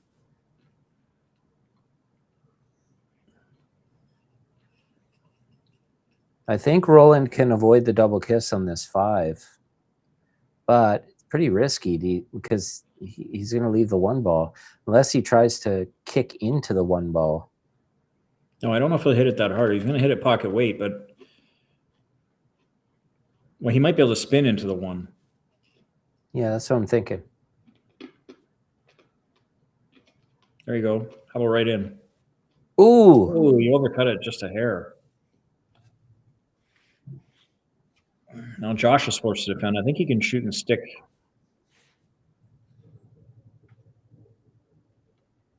There you go. Well done. Hit it a little harder than he meant to, and here's a free bank for the win. Or is it? Well, he's been playing very conservatively, like you said, so we'll see. He's determining the risk factor right now.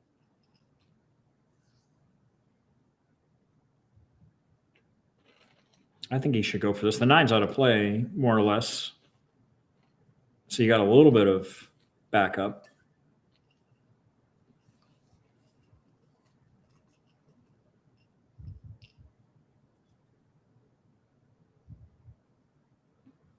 So long as the side pocket isn't really in your way.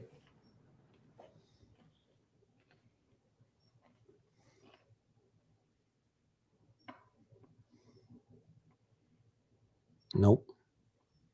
Holy cow, he was close.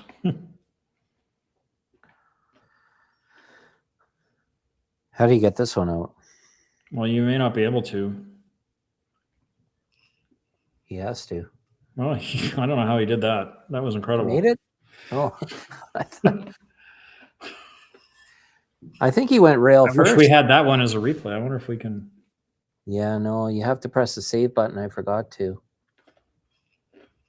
And then it saves for 15 seconds. So we'll check later after this game if I manage to capture it, but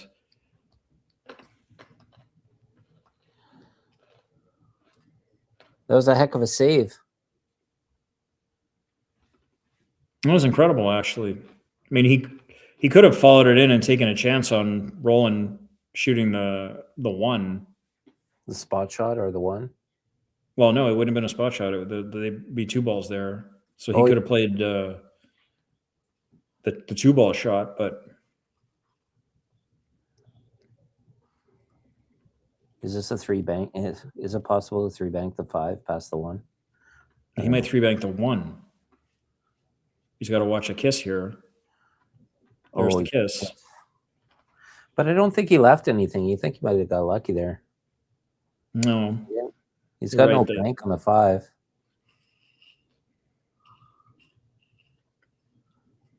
At least I don't think when you just walk it, play it 2 cushions on your side and walk the cue ball down to the end rail.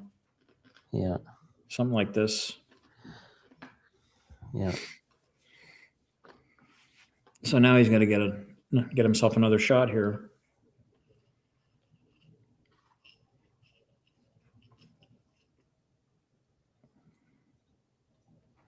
Pretty standard reply. Now Roland has to be careful he doesn't leave him a bank on the 1. Or a 3-railer on the 9. Interesting. This was kind of the scenario. Sorry. This was kind of the scenario. Uh-oh. Oh, we lost the screen there a little bit.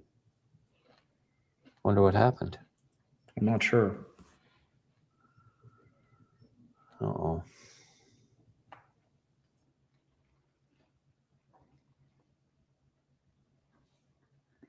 I have to contact tech support.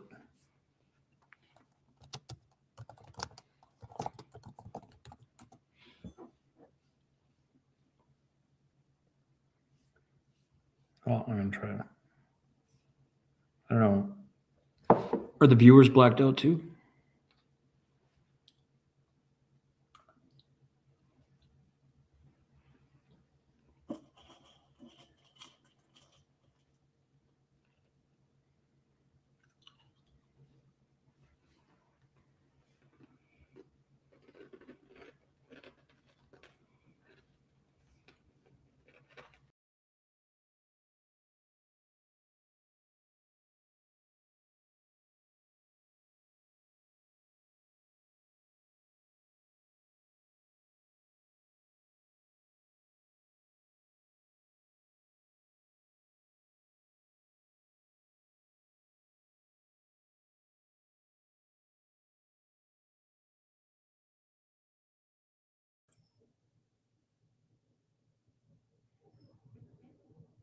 Sorry, folks. We're just waiting to see our visual has been blacked out.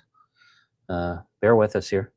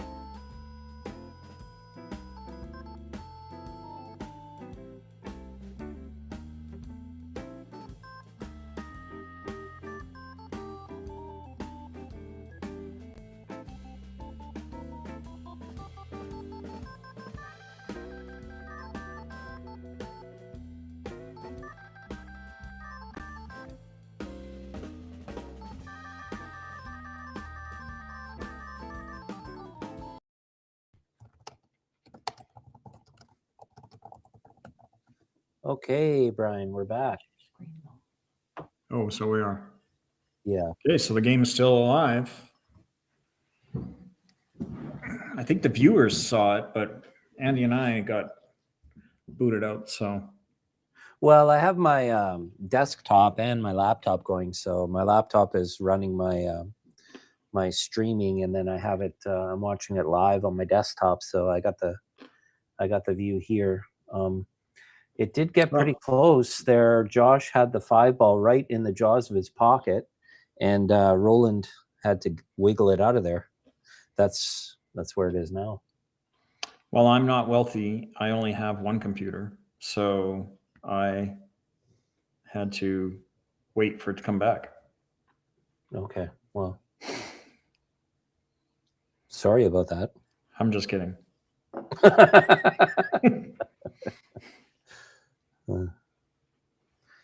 Andy's a proletariat as well. Yes, very much so. I got all this computer gear that I have now from the shop. It is previously owned by the engineering department. So what happens is when we upgrade at the shop, we do like auctions for old equipment occasionally. And so I bought a tower because I knew I wanted to get into streaming. So I bought a tower, and I picked up this laptop as well for super cheap, Brian. Okay. I think under $300 for the tower and the laptop together, and they're pretty, like, they're older, but they have a lot of RAM in that because the engineering team needs it for the 3D modeling. So they have really nice video cards and stuff in them. All right. Well, I'm sure the viewers are impressed with your setup. Well, I mean, I'm just kidding. How's my sound, guys? I'm going to be upgrading that to. Meanwhile, here's Roberts with the shot to cut the 5 in and go 2 rails and take the 9 over also. Oh my God, he missed the 9. And the 5. Yeah, well, he missed the shot and the billiard, so. Could be curtains for this game. Yeah, well, after all that fighting to get back into it, he had a chance to get to the last ball, and he missed the shot. You feel like he rushed that a little bit? He seemed to shoot a little quicker than most of his shots. Well, I'm not sure. I don't know enough about his game to say that, but regardless, it's a shot for Roland to take the 2-1 lead here, swish the ball, and that's exactly what happened. So now he'll be the guy breaking to get on the hill. He's going to take a break. So now, Andy, tell us more about your computer. I'm just kidding. Oh, it's great, guys. Really. It's pretty decent, but it's still older. But you know what I can tell you about is I'm going to roll one of these videos and you can learn a little bit about EvoSports. Check this out.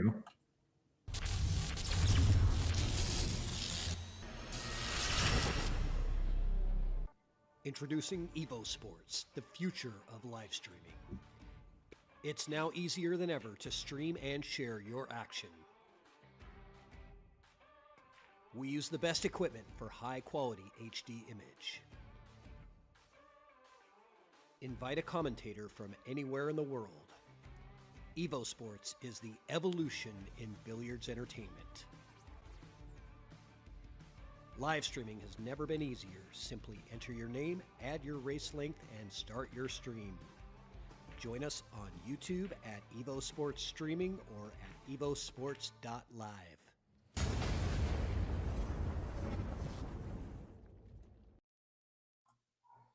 And there you go. So if you're just joining us, it is now 2-1 for Roland Garcia. The scoreline in the video there isn't reflective of the actual score at the moment. Maybe Roland just forgot to hit the screen there, but it is actually 2-1 for Roland. He got ahead fairly early in that game with a 7-0 lead and kind of blew his opportunity to close out. And Josh fought all the way back, a long, hard fight, and got down to 7-5, I want to say. 7-6, 7-5, and missed kind of a, well, it certainly wasn't a hanger, but it was a shot you would have expected Josh to make, and he ended up missing that shot and leaving Roland an opportunity. Yeah, and you speculated that he got a little excited and rushed it, which is possible. Because that's one of the things when you're on the comeback in a one pocket game, when you finally get that chance, you have to sort of, you know, your heartbeat will start to beat a little faster, and you know, you fought so hard for that chance that when it comes, you have to relax. Yeah, and that's one of the tough things to do. That's something I really appreciate about One Pocket. I've been playing it a little more. I've gone over to Richard's place a few times, but I'd really like to play you some One Pocket for free. That was a very important addition to what you said there. Well, we talked about my proletariat status, so I thought it'd be a good time to. You know, as I've said, actually, I mean, and no disrespect, but I think One Pocket is like a game that it's a little like poker. Like if you don't play it for money, or like you don't play it for something on the line of significance, it loses its, like, I mean, when you're playing for nothing, you can shoot at all kinds of shots and you can do all sorts of things. But you know, when you are playing with something on the line, it makes you think twice about, you know, the kick bank double rail combo or whatever. Well, that's fair. You know, that's kind of the beauty of the game, that the kind of more you have on it, the more the nuances become so apparent, right? Yeah, I can respect that for sure. Yeah. And also like it builds your game, and yeah, you're not going to be taking silly shots. You're going to be paying more attention to the game as a whole. And another thing I've heard, and maybe you can back me up on this, is as far as games to gamble, they say it's probably one of the better ones to do, because you can get an even, you know, a closer match just based on, you know, like on adjusting the who needs more balls than the other player. But with that being said, I've also heard that gambling is more about trying to get the game you want. And a good gambler will always get the game that he or she wants, and then the rest of it is just following through. Well, there's a lot to unpack there, but yeah, first of all, we should point out that they're playing a rule where if you make a ball in the break, it's a re-rack. So that's what just happened. Which that's pretty much the standard rule nowadays, for better or for worse. Most people like that rule. Because of course the idea behind One Pocket is to play One Pocket and not just break and run out. But yeah, as to touch on what Andy's saying, yeah, I think one of the good things about this game is the multiple ways that you can match up. And you know, you can play somebody even, you can play 9-8, you can play 8-7, you can play 9-6. You know, there's so many different variables. You can play 15-3. I've seen games like that before. So, well, he almost made it again.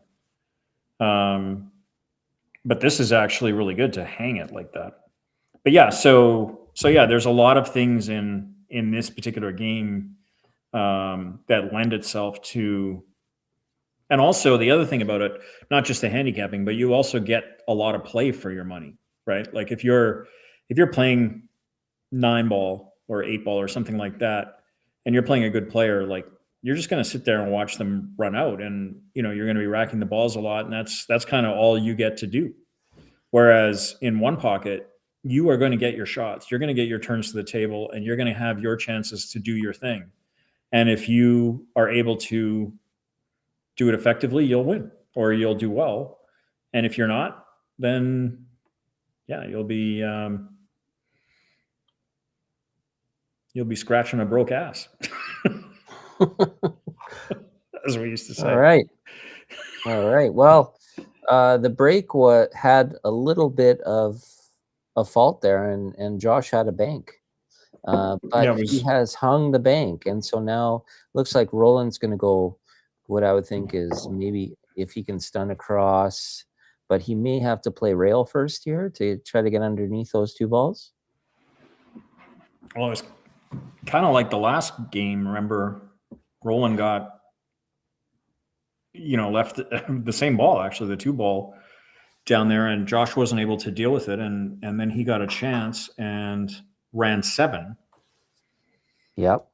And then like an hour later finally won the game. So let's see if that pattern repeats. So he's going to go behind the back, spin under the 10-11. He didn't want to hit it, and now so much for the 8 and out. That's not there. He's going to have to just give him the 4-ball. I mean, But that was key. He had to get around those balls. And if he did, he probably would have, I don't know, he would have got at least 5 or 6.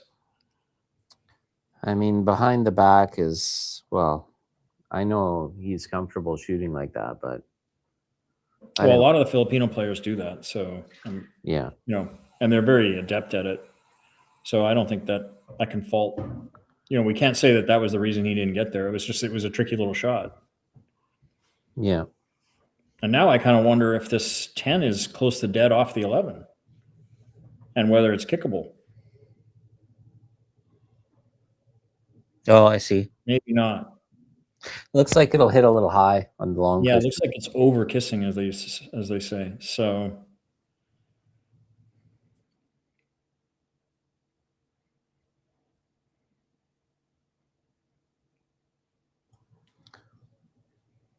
okay, so he kicked the 15, trying to knock some balls towards his side. Didn't really develop the way he was hoping.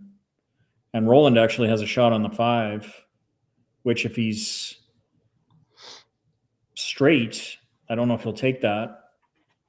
If he can make the 13, well, I think he's blocked from that. So, yeah, this might not be too bad from Josh's point of view. If he can shoot the 5 and somehow stun between the 7 and 13, that's not too bad. He's looking at that combination now. Well, that seems like it's lined up high to me. He's jacking up. Well, based on the way he's played so far, I would be surprised if he fired at this 5-ball. Yeah, me too. But what else does he have here? So it is 1-0 Josh because Roland had to shoot that ball in. Okay, yeah. Well, no, it'd be 1-1 then. 1-1, yeah, 1-1. Okay, 1-1 for Josh. Okay, he was looking at the combo again there. We maybe have to assign one of our chat people to keep score. I don't know. Have you seen the chat? Well, it's hard for me to see it on the screen. Oh, yes.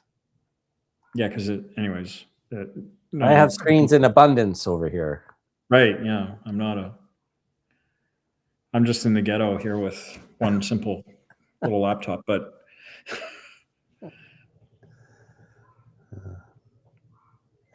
in the ghetto.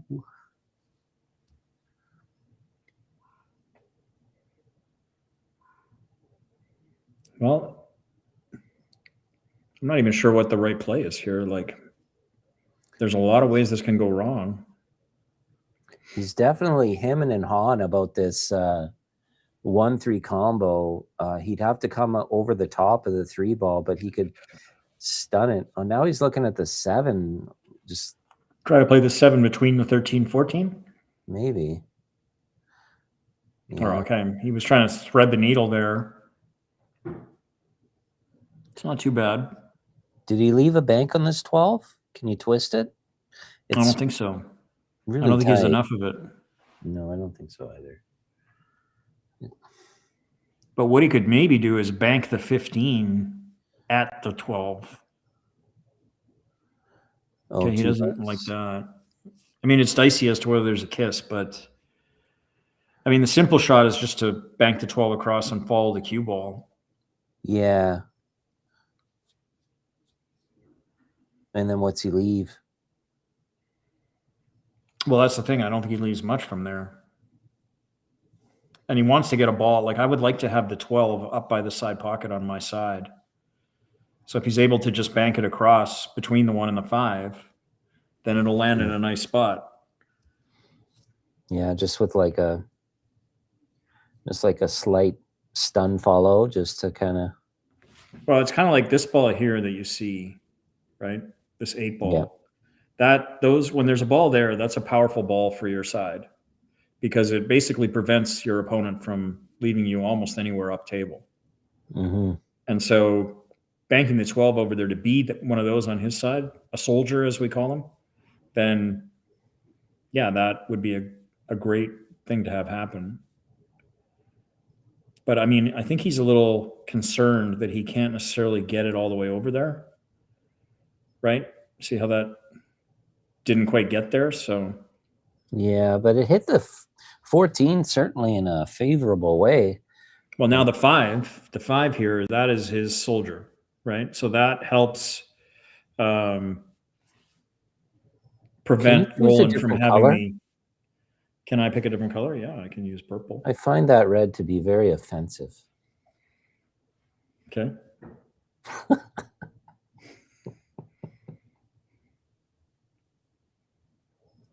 I guess I could use white. That's nice, yeah. They have a circle option too for those of you that can't draw a circle.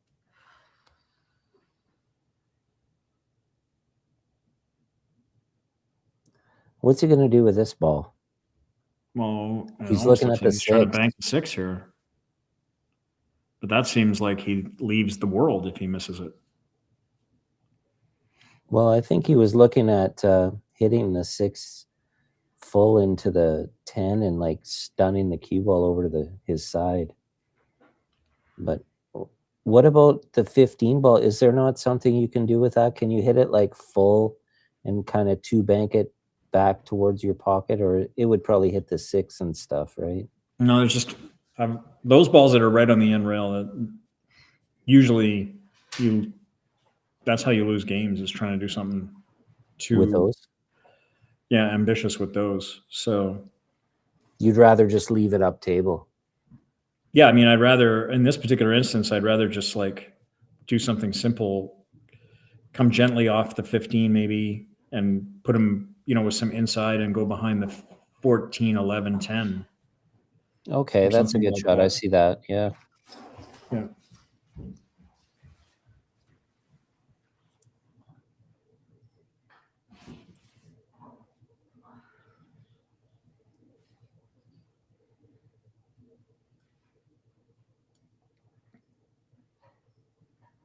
Once again, he's really, really taking his time here. Yeah. He's looking at. He seems to be looking up table. I'm not sure what he's seeing up there. Bank the 12. I don't know. Come under the. I don't like this. Okay, he played the 3 rail around shot. Oh, crafty. That's a pretty nice shot. I didn't think he could do that. I didn't think he could get the cue ball above the side pocket on that shot. And also, like, the 8 was blocking. So he was taking his chances that would work out favorably, which it did, but not quite, because a bank from the 8 to the 15 might be a play here. Yeah. Bank combination. And actually, I'm surprised Josh didn't come closer to the pocket with that shot, because he is quite adept at those. Now he's looking at this 14 closely to see if he can pinch it past the 6. But he's also welded to the long rail with the cue ball, so this is tough. It looks to me like he doesn't have enough of the 14 to bank it. Well, if he can bank it in between the 15-8, and hit as much of it as possible. Like if he hits the 11 first, he's dead. But if he can catch as much of the 14 as possible with a high inside ball, do you think that would, and kind of come off the cushion back towards the 11, 15, do you think that's possible? Well, if he can, and if he can hit it hard enough to get all the way over there, he's got to be careful of the bank on the 5. Yeah. Oh, yeah, that's right.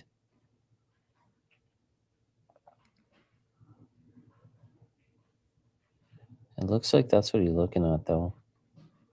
He's playing a top right-hand spin. If you watch him cue the ball, I think he just wants to get it to the other side. And it seems like he's okay leaving the 5.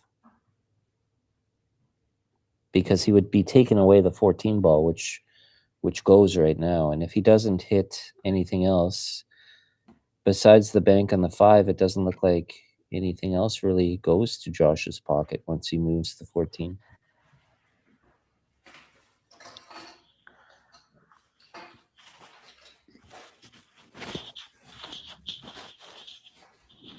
Well, maybe he's got enough on this 14 to get it through the gap. Nope. No, that's kind of where I thought it was going to end up, is going in towards the 8.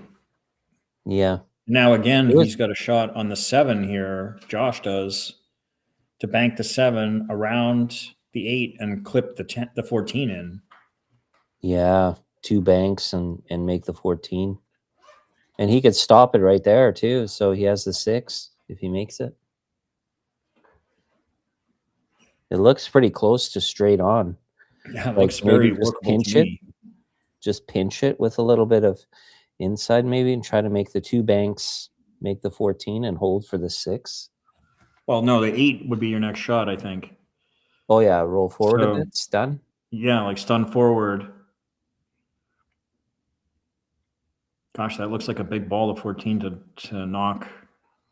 Like, even if you don't get it heading towards the pocket, anywhere over there, like all those balls block. He's looking at something else. Okay, he crossed. Oh. I don't know. I kind of wonder if he missed the trick there. I don't think he had to cross it really, but Yeah, it looked to me like it was straight to do the shot that we were talking about. But it's easy for us to say. We're just watching. He's got to be down there shooting at it, but it sure looked good exactly. from where we were. Now, Roland, is he going to try to get this 5 just on his side? Well, he might try some sort of 2-railer here with draw, because nothing goes on Josh's side. So there's a lot of places to protect here. Oh, So this is looks really, good. really close. How about in? It's so close it's in. He's got the 13. Oh, no. The 10's in the way. He might have the 9. He's got the 14. He's got the combo he was looking at earlier with the 1-3. That's true too. And he's got an angle to kind of stun up for the 12 and play follow. And he played that 2-rail bank with a bunch of inside English too. So pretty nicely played.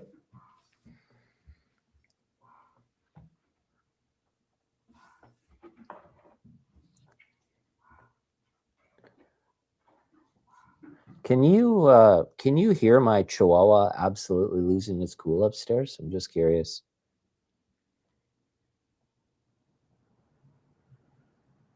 At the moment, no. Okay, good. He's really angry about something up there. Well, Chihuahuas always are. They've always got something Yeah. bothering them. Okay, there's that combo in. Yeah, this is nice. So stun this one in and come off the rail. Leave yourself an angle on the 12 to come across for the 9. And hopefully off the 9 you can float down for the 14. Yeah? What do you think about that? I'm just taking a look. I was just distracted there for a second, but No worries. He could yeah, I get think it on. 1, 12, 9, 14 would be a nice pattern here. Oh, he's too might be a straight here.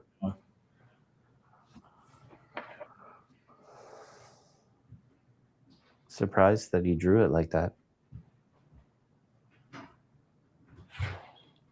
He's pointing at where he would have liked the cue ball to be. Just got into it a little bit. Sometimes adrenaline, you know. Now, can he follow this 2 rails in between the 13-9 with inside? Well, that would be a big shot. He'd have to probably punch it with some like high middle left. He could just roll forward and take the bank on the 14.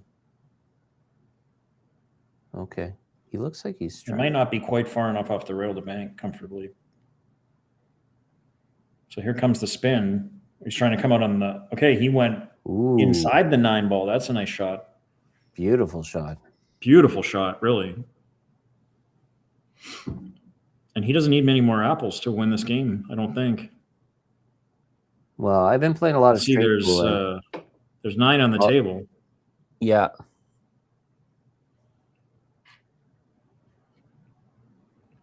So he may only need 2 balls here. Although he's lining it up as though he needs more after the 14. So there is 9 on the table. And Josh has 1. So Roland has 5. So I'll tell you what I like is if he can stun up about the first diamond, then he can play that 14 with inside and come in right into the 6 ball. In between the 6-7 would be ideal. And we think he's playing for 2 here, so he's going to make the 14 and he only needs 1 ball after that? Yeah. But I think by coming into the 6, he's going to guarantee himself the 8. But let's see. He doesn't want to hit the 8, that's for sure.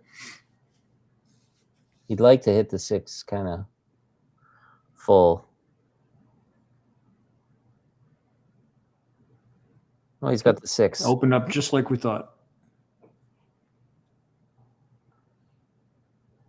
Okay, Josh gives him the last ball, and it's 3-1 for Garcia. Like you said, he, winning that game on Josh's break was so pivotal in a race to 4. And he was able to essentially hold serve on his break. Now he finds himself on the hill. We made a lot of great shots in that game. I mean, the 2-railer, he maneuvered the cue ball around so nicely. He also made that 3-railer, or sorry, the 1-railer with the cue ball going 3 rails around. That was a pretty powerful shot.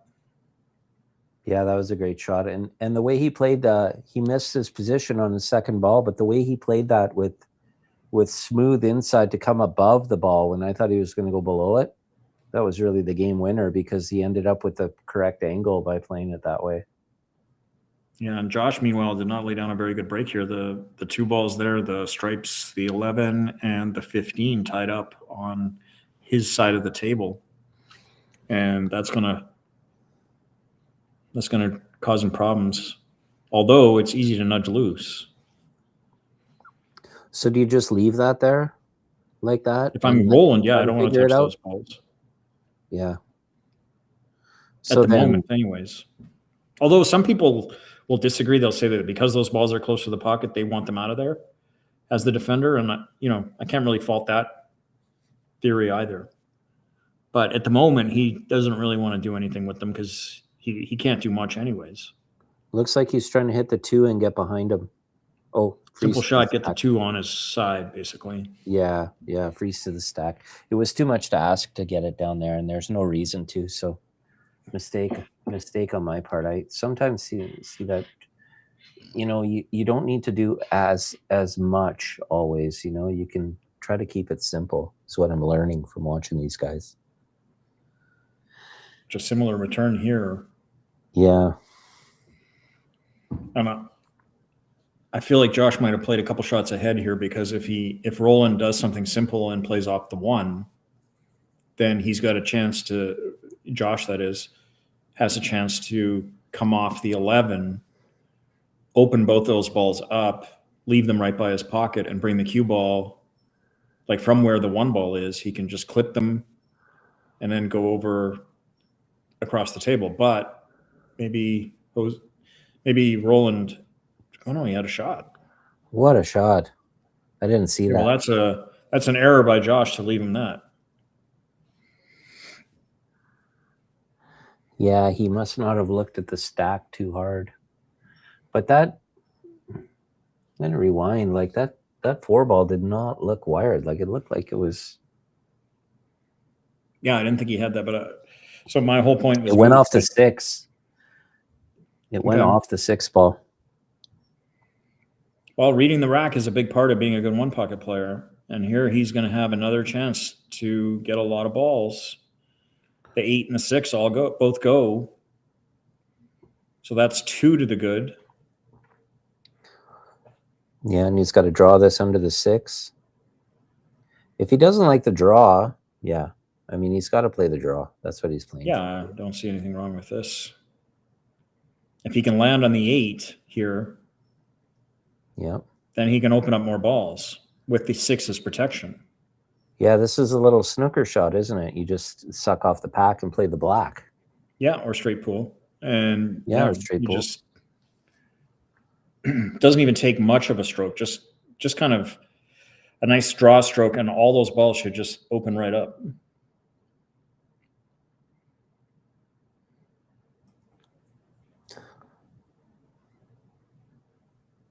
Beautiful. Almost a little too much. Straight. Yeah. How straight is he? And how much queuing does he have? It looks like he can get at the bottom of the ball comfortably. So can he pull it back with some, in this case would be left English, and spin out for the 9? Or sorry, for that, is that the 12, I guess? He's looking at following right now. He must be just slightly off angle or be able to cheat the pocket to the far right-hand side of the pocket. But now he's queuing low. All right. Well, that's interesting. Okay. He was He's on the trying wrong to side. really finesse draw it out with a Mhm. ton of side. And now he inadvertently disturbed those balls and created him a big problem for himself, actually. He created a monster. He's going to have to kick really gently at the 15. I don't see much else. And that's unfortunate from where he was. well, he's in a real bad spot here. Can he somehow clear these balls? First, he's got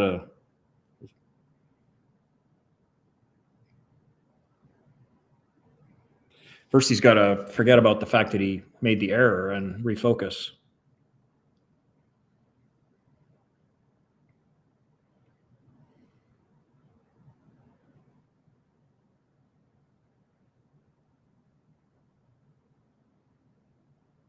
Maybe he can clear him. He's thinking.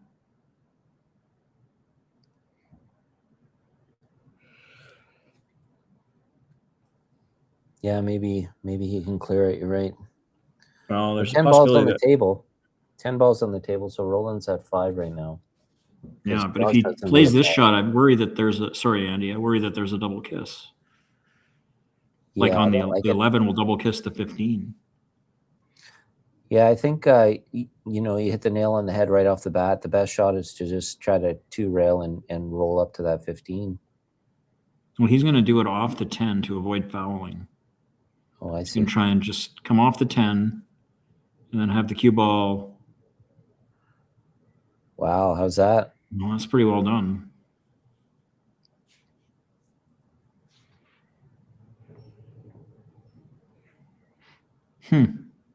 It's exceptionally well done.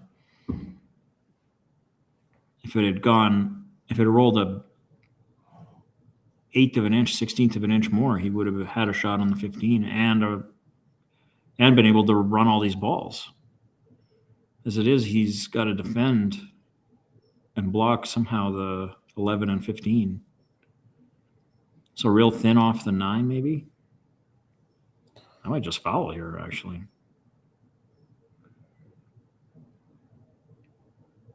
Well, he left him a bank on the 7.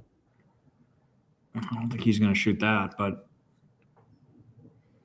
well, maybe he will. He's looking at it. That's why, Yeah, he can. the giving up the ball, a single foul is not very much for these guys. Like if you get a shot, you could run the whole table here. So I don't think there was. See, now he can just kick softly at the 15, worst case.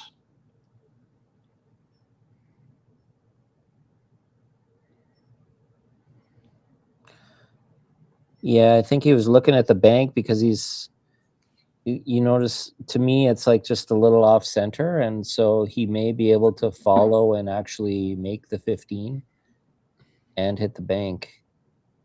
That'd be asking a lot. I don't know. He's playing it. He looks at all his options. Oh, Missed it. And here's the chance for Roberts. Huge chance for Roberts. Now, let's remember, the last time Roberts was at the table, what happened? Like the last time he had a chance, he missed that ball. Was that the second game or third game? I think it was the last game, wasn't it? Or it was the game before. He came all the way the back. game before. Yeah. Yeah. But here he's in comfortably, so he's shooting pretty quick. Is he on the 9? If he is, he's in business. Yeah, he is. Okay, land on the 12. Prefer not to be straight here. And then he could, well, it looks like he might be straight because he's going forward. Oh, no. He fooled me. Yeah, he's got that, like I said, he's got that style. Okay, he would have liked to punch it a little farther over, but he's still got a cut in the 14. And I guess he plays the 1 here next. I don't know. I like this shot, and what I like this shot is I like to play this with inside, and I could probably come 3 cushions for the 2 ball here even. But he overcut it.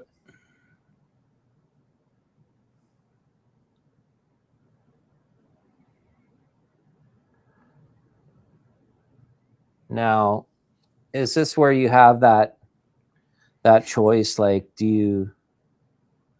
what's he going to play here, Brian? Like, this is a situation. Like, do you go for the 2? I mean, it's risky, right? So he's probably just going to hit the 10 away. Yes, and the score in this game? Well, 5 for Roland had 5. Yeah. 4 for Josh. Yeah, 5-4. Josh made 4 there. He'll be disappointed he didn't get all 8, to be honest, because even the shot he missed would have got him to 6. Because I think he would have got the next ball also. Is he playing the 1 rail bank here? Tried to, yeah. Hit it hard enough to clear. Yeah, and they do that on purpose so they don't give the bank back, right? That's right, absolutely. No, there's a bank on the 7. And he's going to play the 1. Probably just cross it for safety. Yeah. And now those balls are blocking his bank lanes. The 1 might pass, but so he's going to move one of them.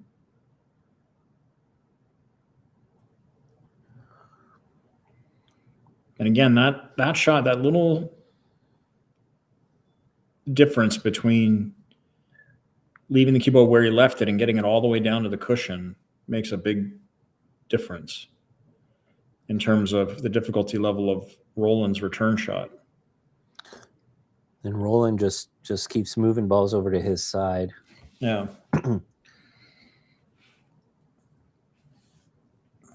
Does he get frisky here? Let's see.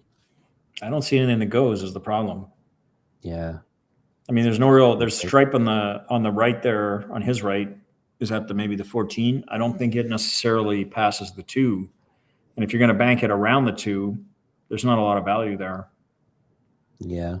Bank the 7 2 rails in between the 1 5 and come back around. Yeah, he's just playing a safety. This cue ball got away from him. Yeah. Big time. Now Roland, well, he's going to get away with it because it's frozen to the long rail, but he could still bank this 1 ball, right? No, I don't think the 1 banks around the 7 and 10.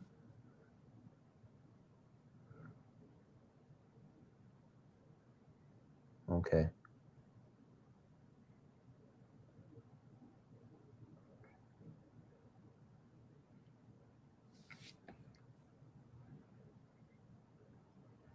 Well, the 1 could bank, yeah, straight back. Yeah, straight back is what I'm thinking. Because Roland is the bottom right. Yeah. So he kind of gave him a bank here, and he can get the cue ball underneath the stripes. He's looking to see where the cue ball is going to go if he takes on this bank. I don't think anything bad can really happen here, unless you miss them altogether. I wonder how many people lost a game of 1 pocket saying that. Well, I definitely lost quite a few. Me too. Okay, he made the bank. Yeah, he's got the 2 balls, so that's 6. He needs 2. Well, and they're actually there. Like, you can make this 2, and he might be able to get on the stripe that's closest to the cue ball. Even if he comes up a little short, he'll have a bank on it. Yeah, does the 10 ball bank past the 7? That's also a good option. Although it may not be free. He doesn't have to do much with the cue ball then.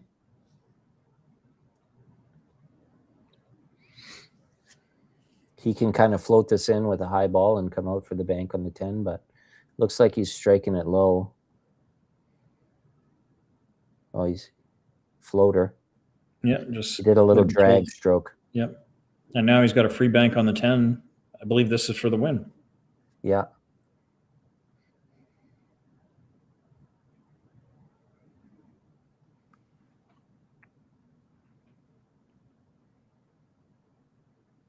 It's a winner side match, so Roberts won't be finished if this goes in. Looks it is short, though. Short. So we're down to Still Josh got some game. Roberts' last kick at the cat here. So he goes off the short rail and kicks it out. I think gentle. Myself. I think he tries to kick it to his side. Oh, look at this. He went rail first. Because now, does he leave a bank on this 7? That's free. I think the cue ball goes around those balls.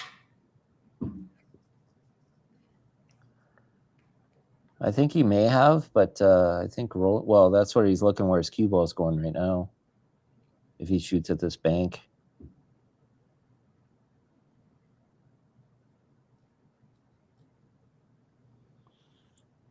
See, he's like, if I shoot this bank, my cue ball comes into the 10. Well, I guess he's assessed that it won't go around them. So if it's going into them, he's trying to figure that out. Yeah.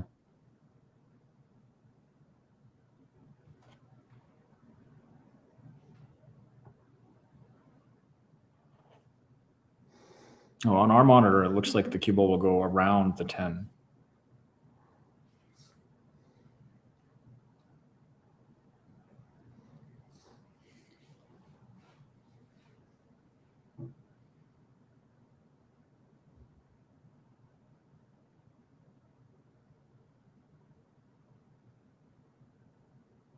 He just ducked.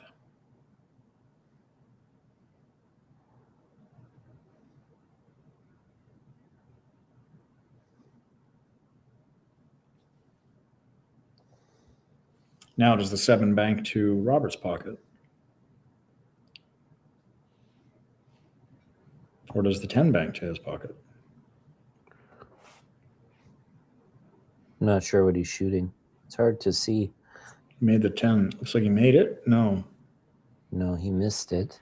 He was rolling a little weird, actually. I think he might have got a little skid on it. He's kind of...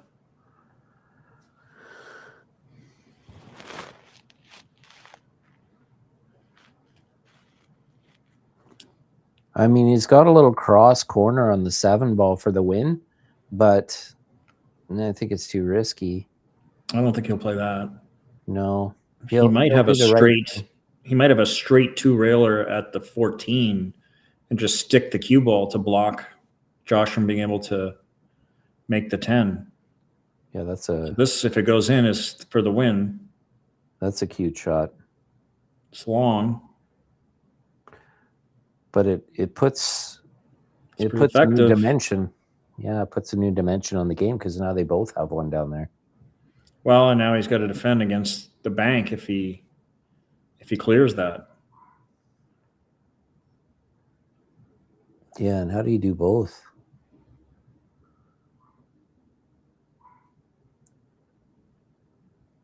I mean, is it worth it? Yeah, he's got to shoot at this. Well, I don't... Shoot at the Depends strike. on how close it is.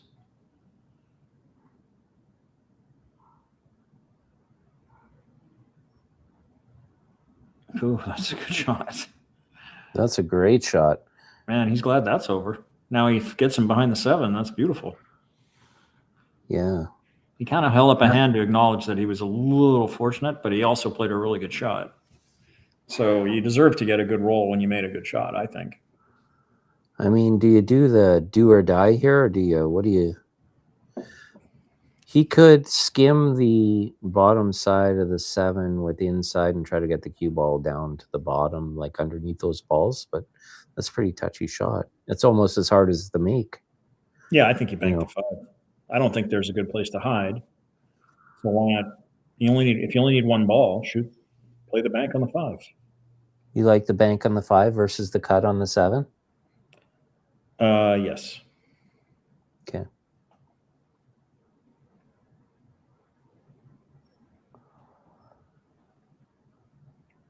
I mean, maybe. I don't know. I like the cut on the 7 there. with inside. I like the cut on the 7 with inside and zigzag the cue ball towards his balls. I mean, the 7 is to the left of the cue ball, so it's... Yeah. I mean, but he is close to it. So yeah, he likes it, which is the most important thing. What his concern is that he could cut it in and then the cue ball into the 5 and then right into the drink in the upper left corner.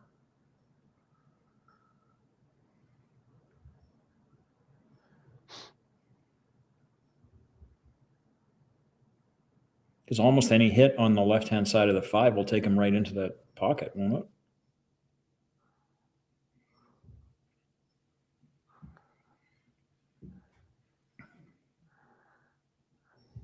Now he's looking at the bank.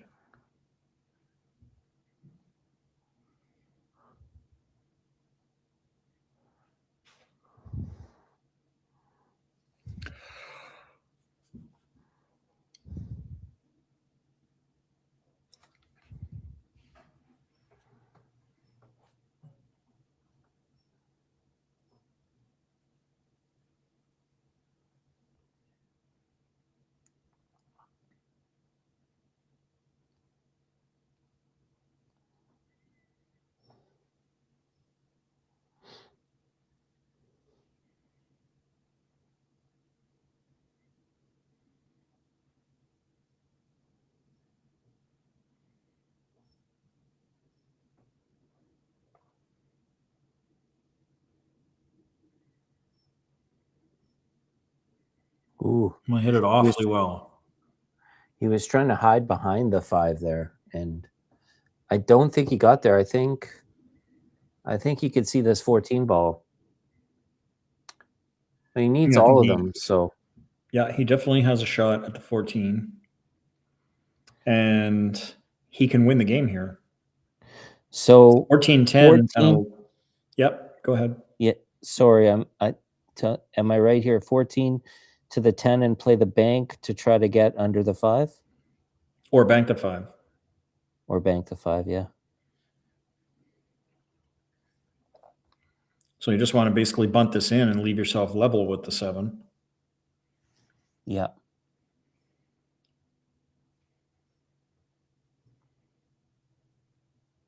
There you go. This is sitting Now well. make this.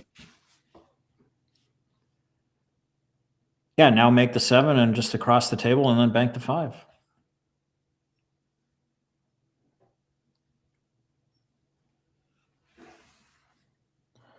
For me, this bank sits pretty natural to bounce under the 5, but maybe not.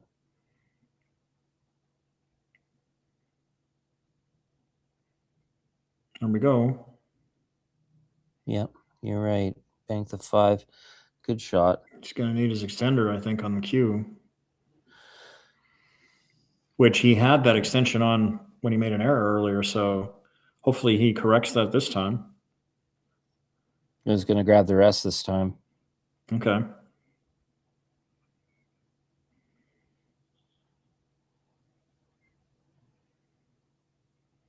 So here we go with the last ball of game number 5. Oh, I've been shooting balls like this with the rest lately because I injured my shoulder, and it's actually pretty sweet.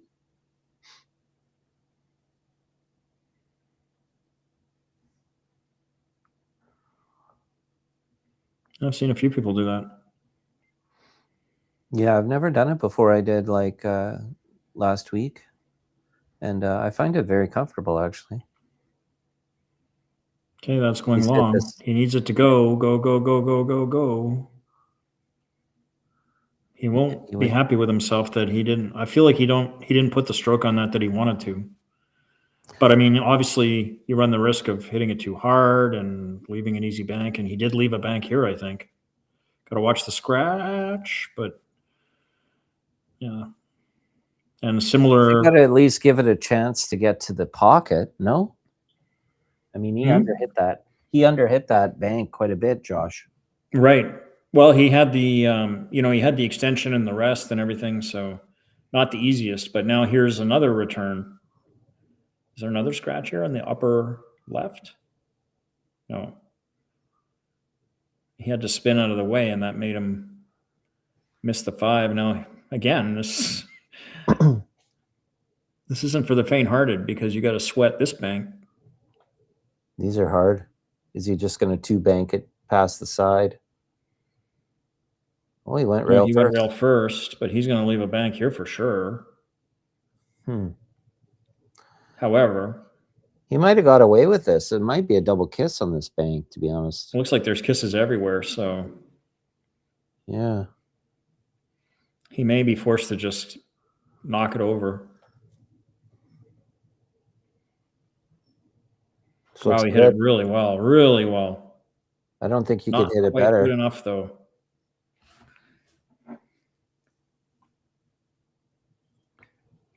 That was a touchy little shot. Is the play to kick this one towards your hole, or is it too risky? Do you bank it I think around? at this stage of the game, you're just going to bank it up table. Yeah. Put the kill switch on the cue ball.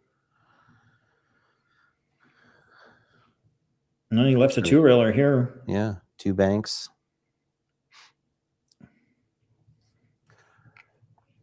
When you were living in the US, did you ever play any of those 1-ball, 1-pocket tournaments? No, pretty cool. but I did play some challenge matches, 1-ball, 1-pocket. Though ultimately, it's fun to do once in a while, like to learn some shots and stuff, but it's kind of boring. Yeah.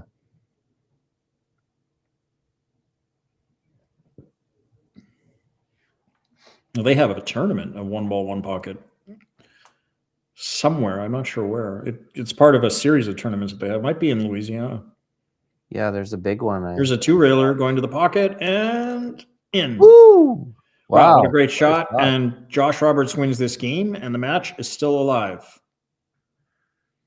Oh my goodness, Roland wasn't really rolling at the end of that. Well, that's coming with it from Josh Roberts, is what that is. Absolutely. He had if we look back at that game, he had that super tough cross bank where the object ball was almost frozen to Roland's to Roland's side cushion. Hit it extremely well, got in behind the 7, right? And that really gave him the chance to get back in the game and win it.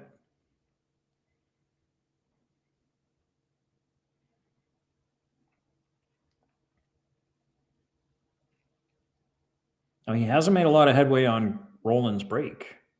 Also, interestingly enough, did he just complain about something in the rack?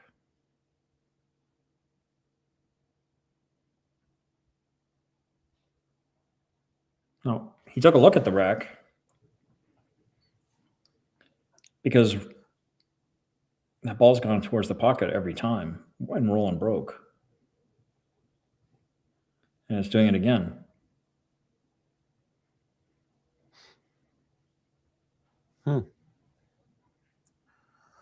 Roland's break is pretty consistent. Yeah, well, he's had a ball either in or I think he made it go in twice. And the other times it's been more or less right over the pocket, as is the 9 ball. So, And like you said, he always gets that one soldier up by the side pocket.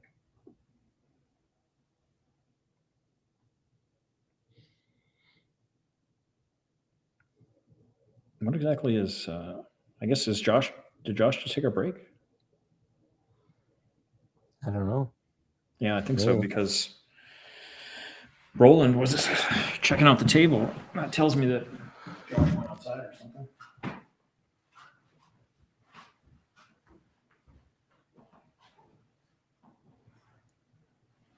Where are you going? Hmm? I could hear you running off somewhere. Where are you Oh, I going? just want to put a sweater on because it's freezing in here. Yeah, I'm a little cold. I'm in the basement too. You in the basement? No, I'm in my living room, but anyways, long story. Yeah. It's cold here. It's true. I can't believe it snowed again today. I was done with the snow. Well, I only have one more day. Actually, I'll be going to Vegas tomorrow. Oh, really? Yeah, I'll be down there. Just in time for all the fun to be over. Cool. But I'll What's still find a way the, to enjoy myself. what's the event? What's happening? Well, I'm going to the trade show, actually. Oh, okay.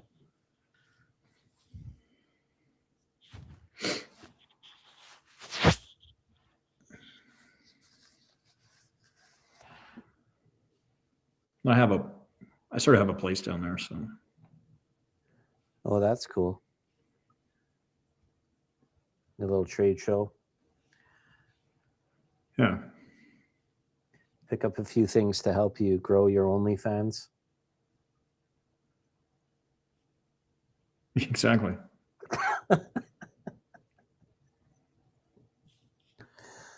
Yeah, well, Vegas is a good place for that. So.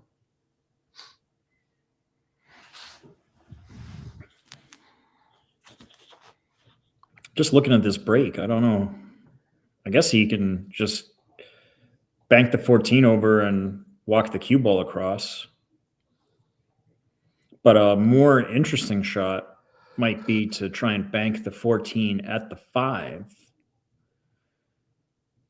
and try and end with the cue ball on, the cue ball comes to the end rail, then to the side rail, and just sort of parks on the side rail, protects. Yeah, like somewhere in here, right?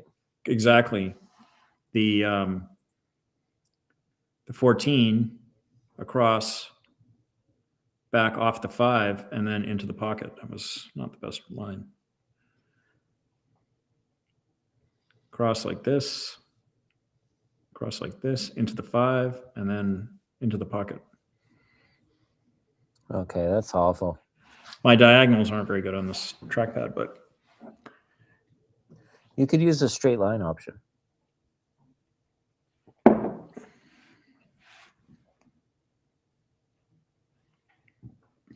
I think the viewers get it. I was getting what's your take on the guys in the chat? I'm going to ask everybody because I had mixed reviews on this. Now, some people are very very strongly against any lines on the table at all. And then I get some feedback that some people that were watching my match really enjoyed the fact that I was doing, you know, some little circles and some little positions and stuff like that. What is your take there, guys? Give me some feedback in the chat, because we have that option available, but you know, I think general consensus is people are kind of not huge fans of it, especially I find the one pocket fans. But you guys can let me know in the chat.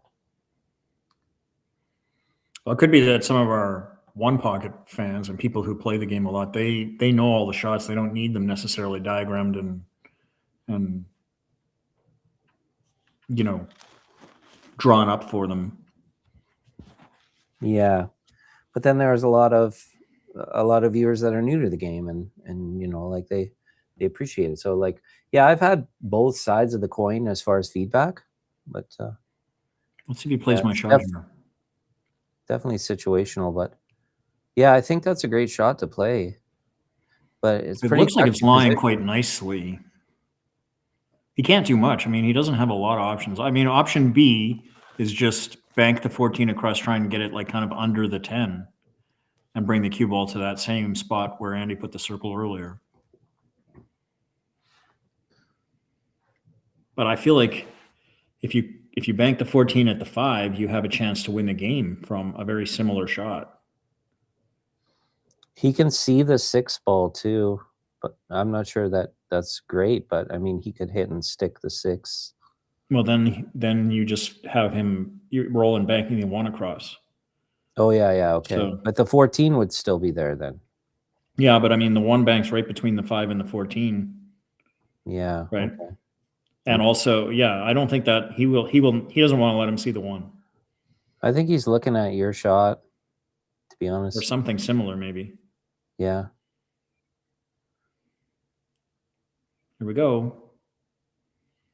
Okay, yeah. That's pretty good. I think that's he got a lot out of that. Good call. I can roll and just bank the 14. It looks like it. I'm not so sure. I think there could be a kiss. I don't think he can get the cue ball out of the way, but maybe. I think he can hit this and avoid the cue ball. Just straight center top. He's looking at it. You know, if it hits the top side of the 10, that's really not terrible, I don't think. Well, maybe, but it might let Josh out of the trap. Yeah.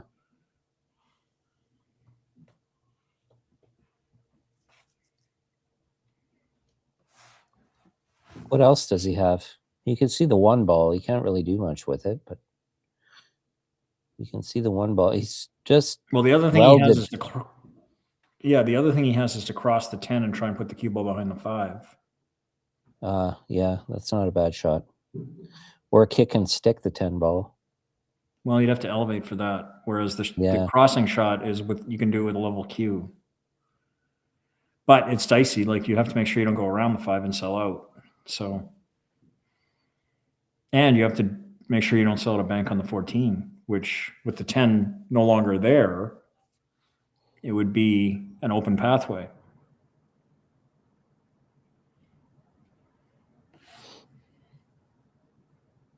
But getting in behind the 5 would be powerful here.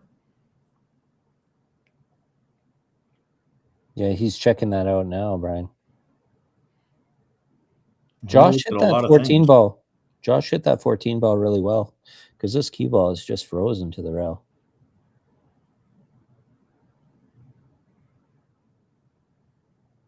He played to hit the 5 and block the 14 bank. Right, can and get to the 10. 9. He might have left him the 10 though, Brian. The 10. Yeah, he might have. He's definitely like looking kind of right at the 10. Actually, he's got that shot on the 5. He's got a bank on the 5 here and take the cue ball 3 rails around. That might be the play here. Oh, the same shot Roland played last game. Yeah. Yeah, that's a I sweet think he just shot. kind of looked at that. Well, it's a tough shot to execute. Like, you got to play like, high inside. You got to trust the cue ball will get there. You can't overstroke it or whatever. And then also you have to make sure you don't bank it short in order for it to be productive. I feel like that's the shot he's found. Overcut it. If he misses the 2, okay, that worked out pretty good. Wow. Wow, very close to wrecking on the 2, and that would have cost him the game probably. But if Roland has a bank on the 14, he might be able to bank this at the 9. It's questionable as to how much of the 14 he can see.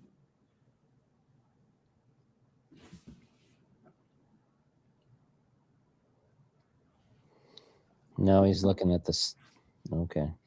Well, the defensive shot is to come off the 14 and kind of see if you can just drop him on the 5, but that can kind of go wrong too.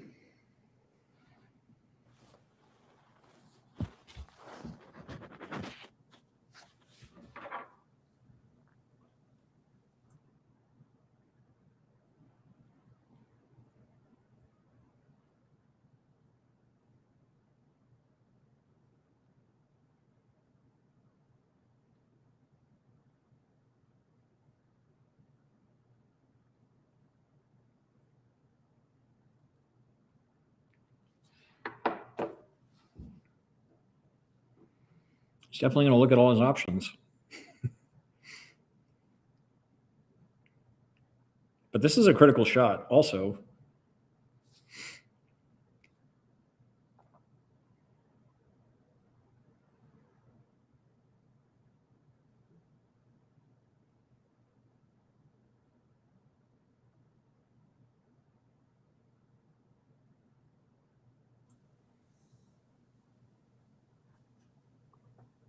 That was a pretty good shot considering the circumstances. Well, again, his priority was protecting the 9. Now, since you're close to the 14, do you want, like closer and you have clear queuing, do you want to take a little chance and try and come off the 14 with a little bit of pace, stun down and move the 9? Or has he got something dead here? No, he had something he could knock over his pocket. But this cost him in a previous game because what's the situation with the 4-8?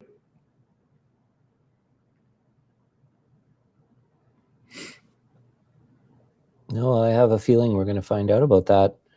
What else? He's sure looking at it like he's sure looking at it with some interest. So Josh is going over to get somebody to watch this contact because the 1 ball or the cue ball and the 4 are super close together. It's easy to make a bad hit.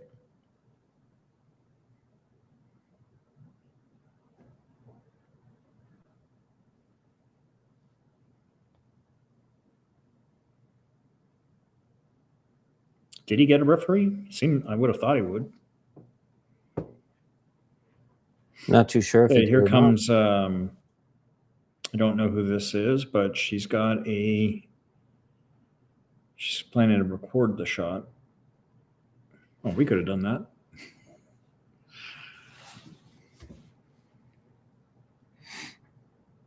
However, I'm not sure recording the shot will give you the information you need. I'm hoping this is an experienced player because this is a really, really touchy little situation.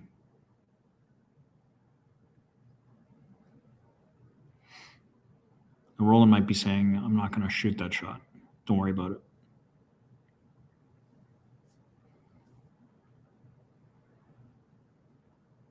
Kind of agree that those 2 balls are so close together. It would be very difficult to play a legal shot there.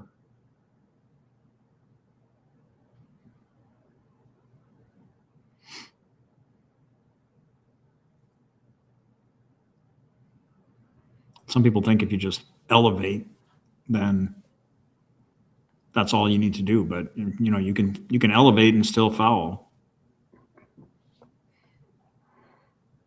Yeah, this is touchy, especially with that 12 ball.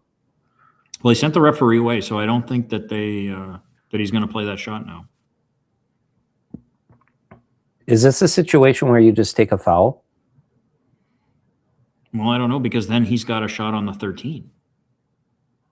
That ball passes, I believe. So, I mean, you could take a foul maybe and try and freeze him between the 4 or 13, but doesn't Josh then just tap and take one right back, and you're in a worse position? And yet that might be what he's doing. Okay, that's definitely a foul. He hit that ball a couple times.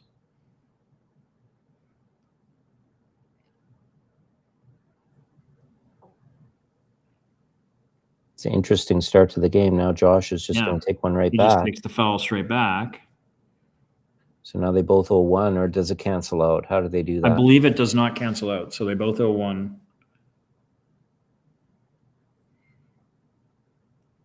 Now they want the referee, because he's looking like he's straight in on the 4-8 combo, which that was a concern.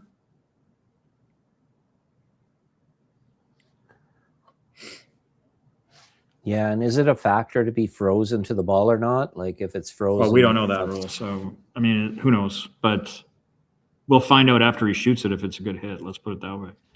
Yeah. There's a lot of variables. There's some variations in the rules as far as what's good, what's bad. He's asking, which I'm sort of the opinion that you shouldn't be allowed to ask. If you don't know, that's kind of on you. Yeah, that's a good point.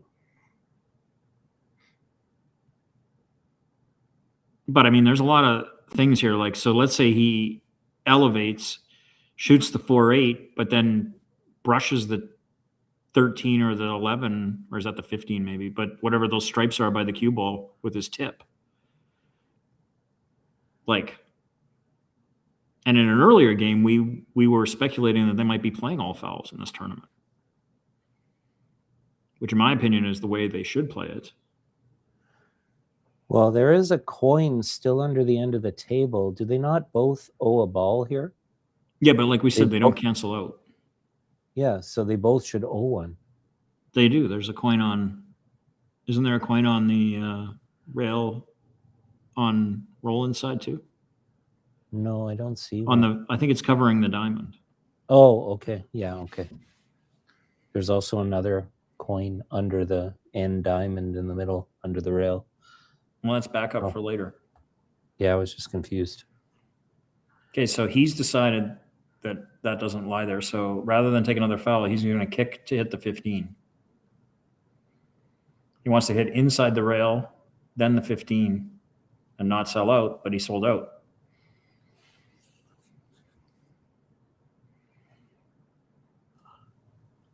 Wow. Okay. Well, and Josh needs 9 from here.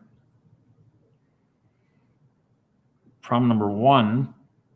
Well, I like, if you can do it, the cue ball, cut this ball in, miss the 5, and go into the cluster, and you should have the 5, worst case. Oh, okay. Well, the way I'm looking at it is stun past the 5 and try to get on the 10. Okay, he drew for the 5 directly. Okay, well, the 13 ball on the top of the stack goes. And how do you get to that? Can you go for 2 cushions? Yeah, 4 2 cushions. Looks like what he's doing. He definitely plays a lot faster than Roland. Yeah, now he's got to blast into this 4 ball, but I don't really care for that because he's going to be knocking more balls towards Roland's hole. Maybe he slow rolls and tries to push the 11 towards his corner. No, I think if you draw this, then everything opens right up. If you can draw this and hit the 4, then everything goes. Yeah. Right? And even if you brush the 11, it should clear, and you should be on the 12, if I see it right. Yeah, there you go. Everything goes from 11. Now, the only problem is he can't get to anything unless he wants to shoot. Yeah, he can't. He can maybe get across and shoot the 7. Yeah, I think he can, yeah. I was going to say that. Oh, wow. Doesn't want to touch it. Oh, He might I still think have a he got shot. away with it.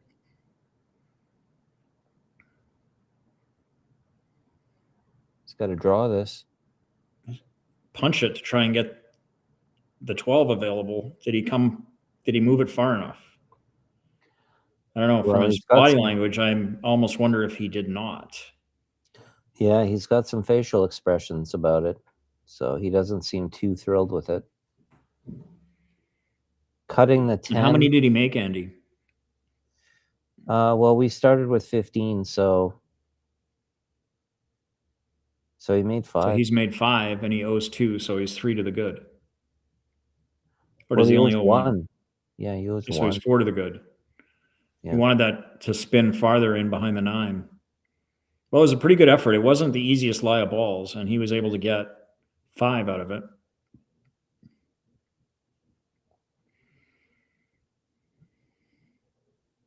But he definitely came up short on the safety because this bank on the 8 to make the 9, Roland seems to think that looks pretty juicy. Yeah, so he just. I guess the theory is that the cue ball will hit the 10 and go through the gap. Maybe.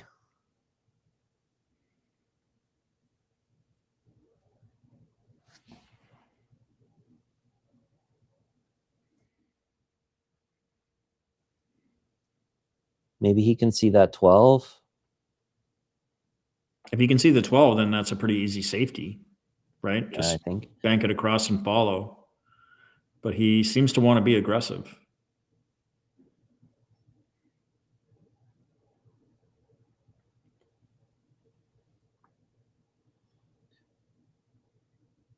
I think he can see the 12 ball. Well, he can also come off the 14 and leave it kind of where his hand is. That's true.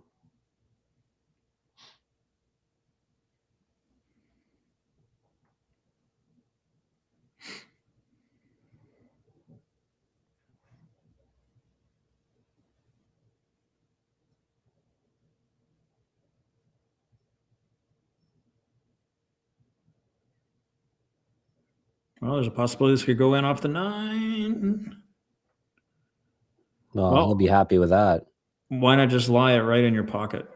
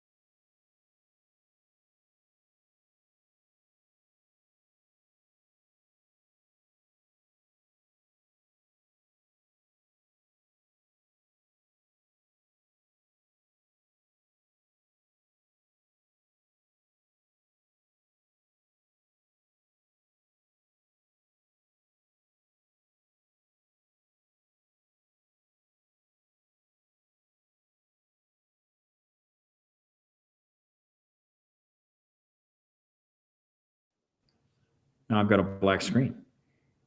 Same. This is obviously evolving technology.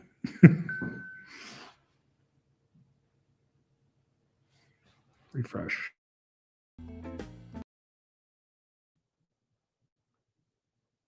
Okay. I'm back. See if we can hear anything yet. Back in if anybody can hear, hopefully. Even now. I think I missed one shot. I think Roland cut that ball in down the rail and landed on the 7.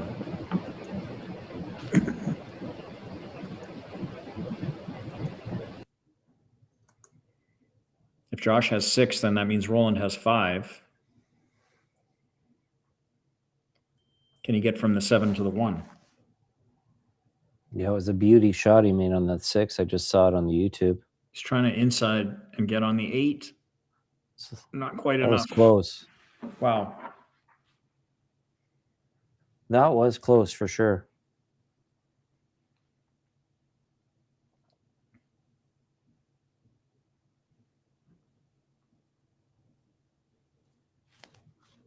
Not quite enough. Close. Okay. I think we got the audio back now. I can hear it. Okay. So it seems to be fixed because it popped up Well, on my phone. Yeah, and I believe that means the score is 6-6. 3 balls left. Both players need 2.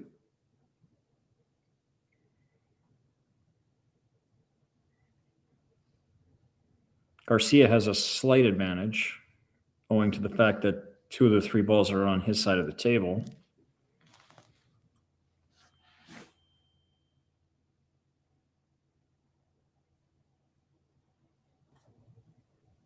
Yeah, and I just double checked the volume, and we do have volume now. So you can send them a message and tell them it's fixed, or I can.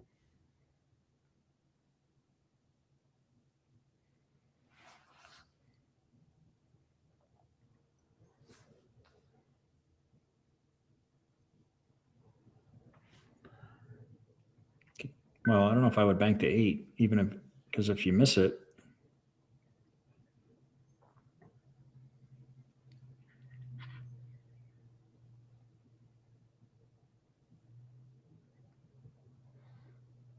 What's the other play? I don't know, kick the 9 maybe. I mean, if you're going to bank the 8, you got to hit it firm so the cue ball doesn't leave a shot on the 9. Mm-hmm. Okay, just the safety off the 9.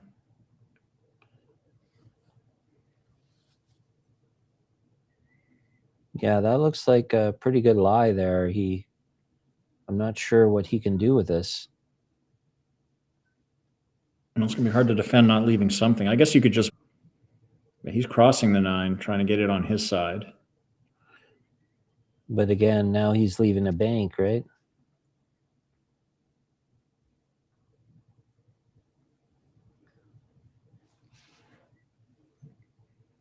On the 8? Yeah.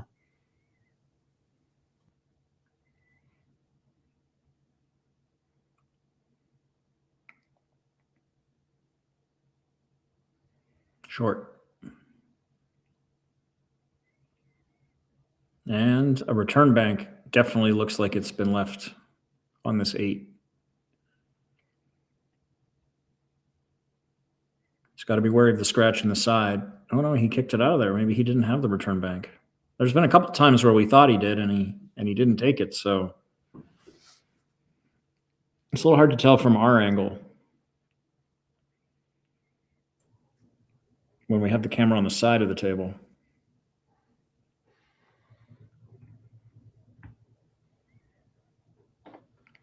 Yeah, well, the pressure's on Josh here. Well, yeah, Garcia's the one with the game in hand. But this is a dicey little proposition here. Well, you just roll the 1 in if you can, maybe.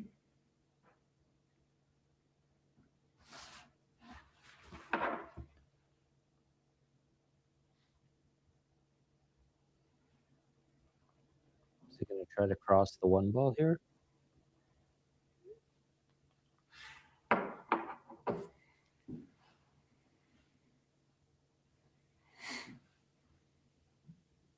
I know the cue ball is going to be running a little wild. Okay, play with some inside. That's pretty good.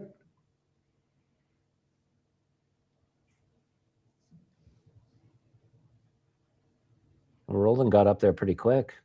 Well, he looked at crossing the 8, but I don't think so, because I mean it would need to be about another 3 inches off the rail to have the cross.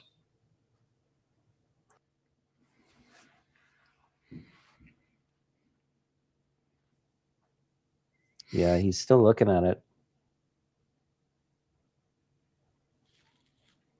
I don't think that would be a wise shot. I think he might regret shooting it if he goes for it. I think he could play with bottom inside. Yeah, but that's the thing, is you have to hit it thick enough and you have to stroke it enough that I think it's asking for a kiss. Yeah. On this to turn the 8.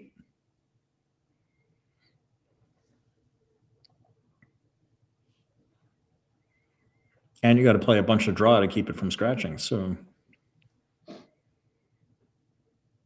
Yeah, and with those 2 factors, like you said, then you got to hit it with a decent speed, and then at that speed, you're asking for that double kiss. he wants to shoot, though, because he feels like he's got the advantage. Oh boy. I think he's okay as long he's okay just getting it, close to his pocket. But now what's he looking at? Well, now he's just looking at some sort of simple safety. Get the 1 over.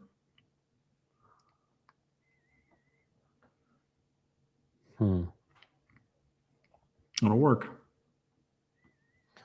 So 2 rails on the 8. No, cross the 1. Or I he think can is his cross play. the 1 again. Can he 1 rail the 1? Oh, he went for it. Zigzag the cue ball and get the 1 on Well, it his wasn't side. close, but I mean, the idea behind that shot was that the cue ball would clear out of the way of the double kiss long before the 1 got there. Right? Well, he's left Roland a shot at a cross here now.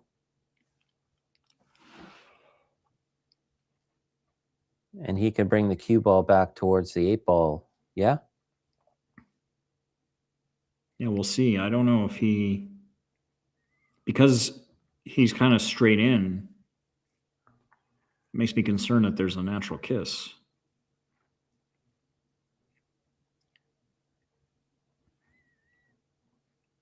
He's looking at the bank angle for sure.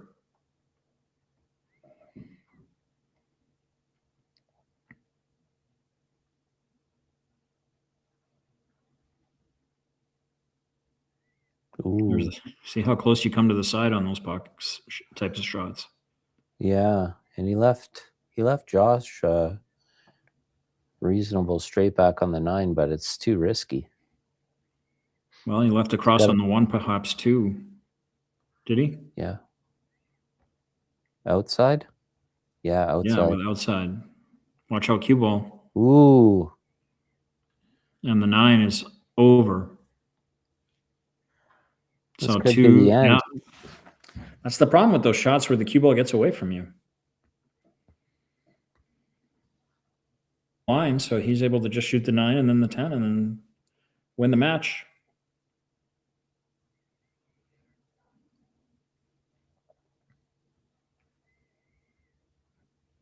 Well, he would have liked to get a little further there, I think. Well, it was kind of an unfortunate roll from Josh a little bit. I mean, scratch was definitely a possibility. I mean, he's played a really good match, Roberts. He's not done because this is a winner's side, so he'll be back. But this is for the match for Roland Garcia to move forward And he does. He came as close as possible to scratching. Yeah, well, that was a heck of a match. Thanks for joining Yep. me, Brian. I really enjoyed that. Yeah, it was a good match and well played by both players. And we will be back with another match here in just a little bit. For those of you who are following on all the streams, I think that they've got one going right now with Mora and Shane Van Boning. So that's like the 4th time they've played this series, I think, or something like that. Yeah, so what's the prediction? Hill victory for John Mora? Well, I think Shane owes him one, so I think so too. Shane was just super aggressive at one pocket. He's very offensive. It's fun to watch him play. Yeah. Okay, well, folks, thanks for everything. We will see you next time. Okay, thanks to the team. Thanks to EvoSports, of course, Griff.